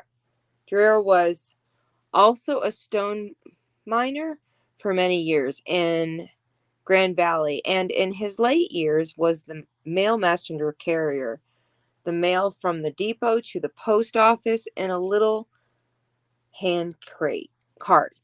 He was injured when struck by a car while hauling the mail, injured from which he died shortly after. Mr. and Miss Dyer raised a large family, some of whom lived, farmed, and raised stock in the area for years, and some of their grandchildren are progressive citizens of the area. There were many, many other families who came to Parachute Creek. Around the turn of the century, he improved the land, built homes, were in many ways assets to the whole area. A few of these were the DeWittes, James and Ilmar, Marina K. Wallace, Wallace family, who in the early days owned the place owned by the Boonies family. Later, James Callan and Bob Wallace. Tapping was a profitable business for some of the very early people who spent time here but did not make permanent homes. Two such men were the Kilball brothers, from whom Kilball Creek was named, who trapped beaver and roan in Parachute Creeks in the winter. In 1882 and 1883, and in spring reportedly sold 3,500 worth of pelts. That's a lot of furs. Parachute Creek is often swollen by heavy rains or cloud busted in the summer time, and depending on the snowfall in the hills in the winter, may get quite high during the spring runoff. In the spring of 1884, the creek was the highest in the memory of anyone in the area. To cross the creek had to go horseback and swim their horses, and the creek remained high, could not be crossed safely that year until in July. Life here was primitive and rugged, but essentially happy, as the homesteader had found a place they liked and were busy creating a future for themselves and their families. Everything new and unspoiled, and the people free to plan and build community. Very few came with wealth, and everyone else was in the same boat. Financially, we were all neighbors, and everyone in the same boat financially acted accordingly. They were soon to be raised much of their food, and wild meat plentiful, but cash was at the time necessary. So men would often go away and work someplace, especially in the winter or in the summer.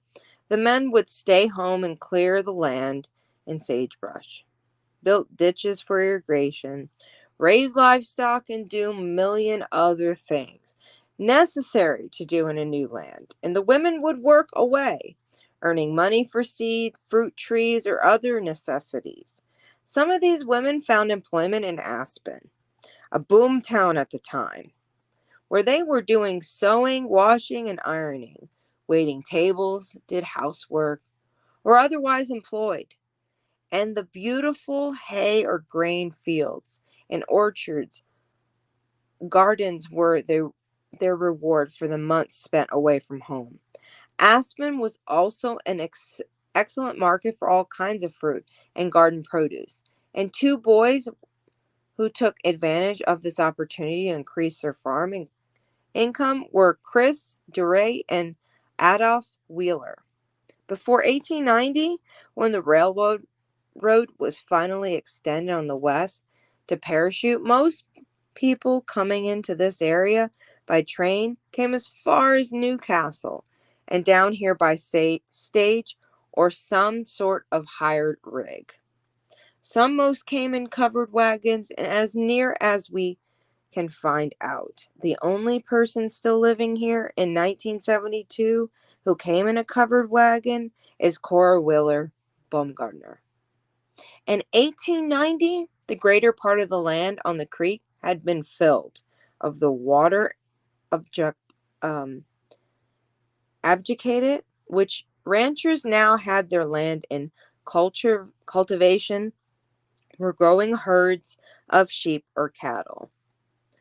Because of their proximity to the acres and acres of open range and the ease of which stock could be driven to the range, most ranchers had their own glaciers lead to the hills. The raising of the livestock soon became, as had continued to be, the chief agricultural pursuit. Life sometimes became too hard for years of these pioneers, and as no formal cemeteries were planned until years later, burials were usually made in a peaceful, secluded spot on the home ranch or some favorite location, which would probably never be molested. One such grave, that of a pioneer mother, remains today on a little bluff just to the east of the road. High above overlooking the valley, this grave remains unmarked for many years, but was cared by the kind friends and the neighbors until sometime during the 1930s. A son of the deceased returned to the family, and after contacting the Bob Bumgardner family, who had so faithfully cared for the little plot of earth, erected a stone with the following: Jane Brooks, wife of F. Stedel, died June 8th, 1891, age 62. 2 school districts were organized on Parachute Creek to accommodate the upper and lower halves of the valley, and the Book Cliff lower, and the Galaney upper school's horses were built. The Book Cliff School were built in 1895. District 11 and some of the first pupils, enrolled were Mary and George Gardner, Nilly Good, Gritteridge, or Bet Hilllicker, Victor Merricks, Lou and Quinny Glover, Steve and Cleveland Burnett, Bernie, Cora, Ike, Robert Wheeler. The first teacher was Sam Ash, and the other early teachers were Miss Ines Good and Kate. The children in the Glenwood district walked to the Book Cliff School until their building was constructed. For several years after 1900s, more families came to the area and stayed to make their homes, and became enterprising and energetic citizens. One such family was the Merlani O. Alapin family, who were originally from Ohio, but had come to the Leadville during the silver boom, when that town known as Cloud City was the most famous silver camp in the West. In 1904, they came on down to Grand Valley. There were 2 sons, Roberts, Harry, William T. Dixie. The Alpine home is presently 1972, occupied by John and Lola Allen, who raised hay, grain, and livestock. Harry Alpine had 1 daughter, Alice, who married Ross Corner, and they lived on their old home place for years and raised their family. There, in 1902, the Baumgardner family had come to Carbondale from Kansas, and in 1908 came down here. They lived on several places in the area, and Bob Baumgardner, that's terrifyingly hard to say, a son married Cora Wheeler, and they farmed and raised cattle and sheep until they retired a few years ago to make their home in Grand Valley. In 1899, David Baumman, Baumgardner, and Baumman, that's hysterical, and family came to Parachute Creek from Pulaski, Iowa. They lived on what was early known as the Holmes Place, but of recent years belonged to Bud Carl Jr. Albert Mr. Baumman built the first bridge across the creek near the place. Several years ago, one of the boys, Yanni Jonathan, married Jessie Halbert, who still lives in Grand Valley. They raised a family of whom Jessie is justly proud. Another very early family in the David Colonel family, who's located what was later known as the Seaman's Ranch. Mr. Colonel was built a nice 2-story rock home on this place, which is still standing. A ditch which carries water to the part of Grand Valley was built from Parachute Creek, and the headgate located on the place is still known as the Cornell Ditch. W. Seaman wife, Julia, and their 2 sons, Darnell Keith, had come from Kansas. In 18 1888, after the father had located land near what is now known as Rifle in 1886. They made their home until sometime after 1900s and came on farther west. Locating in Hayes Gulch above Parachute, they later bought the Carnell place from Mr. Willis, a retired railroad man, and lived here until Mr. and Mrs. Siemens and Kenneth died. Then Darmel still kept the place for many years until he and his wife, Myrtle, moved into town. Also setting on the creek through nearest the head were the Claytons. This place changed several times and among. The owners was James Calaman family. In 1941, Bill and Robert Olton bought the place, which was near Roberta's sister and family. Charlie and Ruth Benson, a bit of interesting early history came to light when the process of laying a new floor in the house, they found a welding ring with the initials J.D. The Oglands later sold to Lloyd Zedacker, who was then sold to the oil company.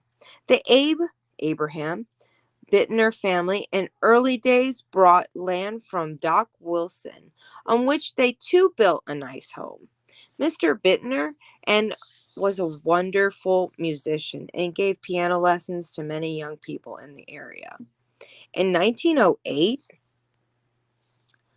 Mr. and Mrs. Patterson, daughter of Glades across to Parachute Creek from Glenwood Springs, traded their property there for a ranch on the creek owned by Miss Verbegas. Mr. Patterson was a fine farmer, raising good crops and wonderful apples. Their daughter gladly married Albert Allen and raised 3 children. The Allens, a son, John, and family are all still residents of the area. Mr. and Mrs. Frank Dickerson and 2 children, Watson and Valia, left from New Hampshire in spring of 1912 and arrived in Grand Valley May 4th. C.W. Doc Wilson had bought the Hill Liquor Place some time before, and the Dickersons leased the ranch from him and farmed and raised livestock until 1919, when they moved to the Grand Valley. Watson is the only one of the family still living. Vala married Everett Tracy, a son of an early family, and their one boy lives in Washington. The spring after the Dickersons came here in April of 1913, the Pete Hansen family came into the valley from the eastern part of the state and purchased one of what could really be called the showplace of the area, the Grant Mills Ranch on Parachute Creek. Near the mouth of the Wheeler Gulch, this was known as the Mile High Ranch, on which Mr. Frank DeWitt had earlier built a beautiful 2-story home and big red barn, and set out on a large orchard, mostly Jonathan apples, from which literally tons of apples have been harvested over the years. After the deaths of Mr. and Mrs. Hasten, the ranch was divided between 2 children, Harry and Carly Hansen Gibson. The Hansens, Harry and Thelma Harry and Thelma Zedicker Hansen built a home and engaged in cattle ranching for many profitable years until they sold and retired in Grand Valley. In 1919, the T.J. Zickerdyer family moved from Oklahoma to Parachute Creek, where leased what is known as the Glover and Benton place. Mr. Zickerdyer was a retired teacher. He had made run from land in Oklahoma with the Chickasaw Strip. Cherokee Strip in western Oklahoma. Wait, he had made the run for the land in the Oklahoma when the Cherokee Strip in western Oklahoma was opened for homesteading on September 16th, 1893. Mr. Zickdiker and Judge Gerber made the run together, and Mr. Garber later founded the town of Garber in the Oklahoma. Interesting. Okay. The Zickdiker raised enormous crops of apples in Glover Place. One son of Glen Beach had a butcher shop in town for several years, and he and his family lived in Grand Valley for several years. They sold out and bought what was originally known as the Hoffman Place on Parachute Creek, where they lived for many years. A daughter of T.J. Zickdiker,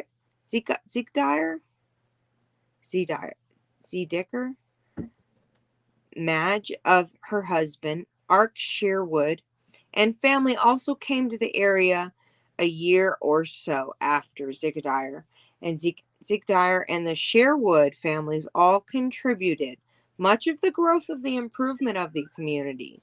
Years after the creek was settled and prospering, in 1921 to be exact, the movement to settle the ranch and acquire land on the Book Cliffs were started.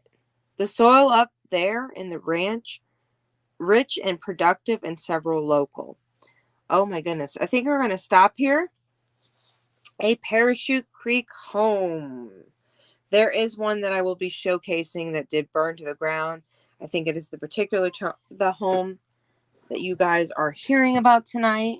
So I'm going to leave you guys. I know it's been a almost 3.5 hour show today. We've covered a lot. And there is way more to cover. I'm sorry about the kitty in the background. It happens. We're a podcast. Life happens.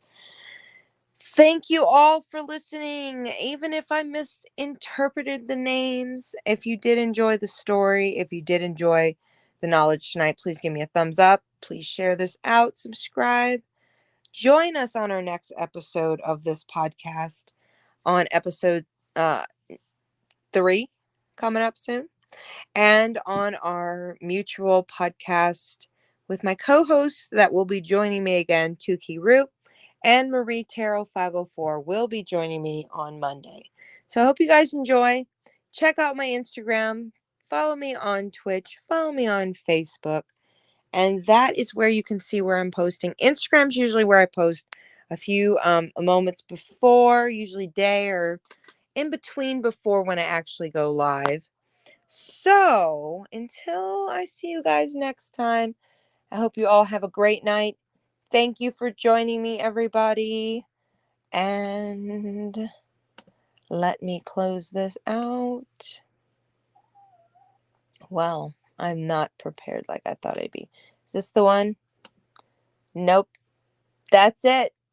That's the one. Till next time. I'll talk to you guys later. Have a good night, everybody. Bye.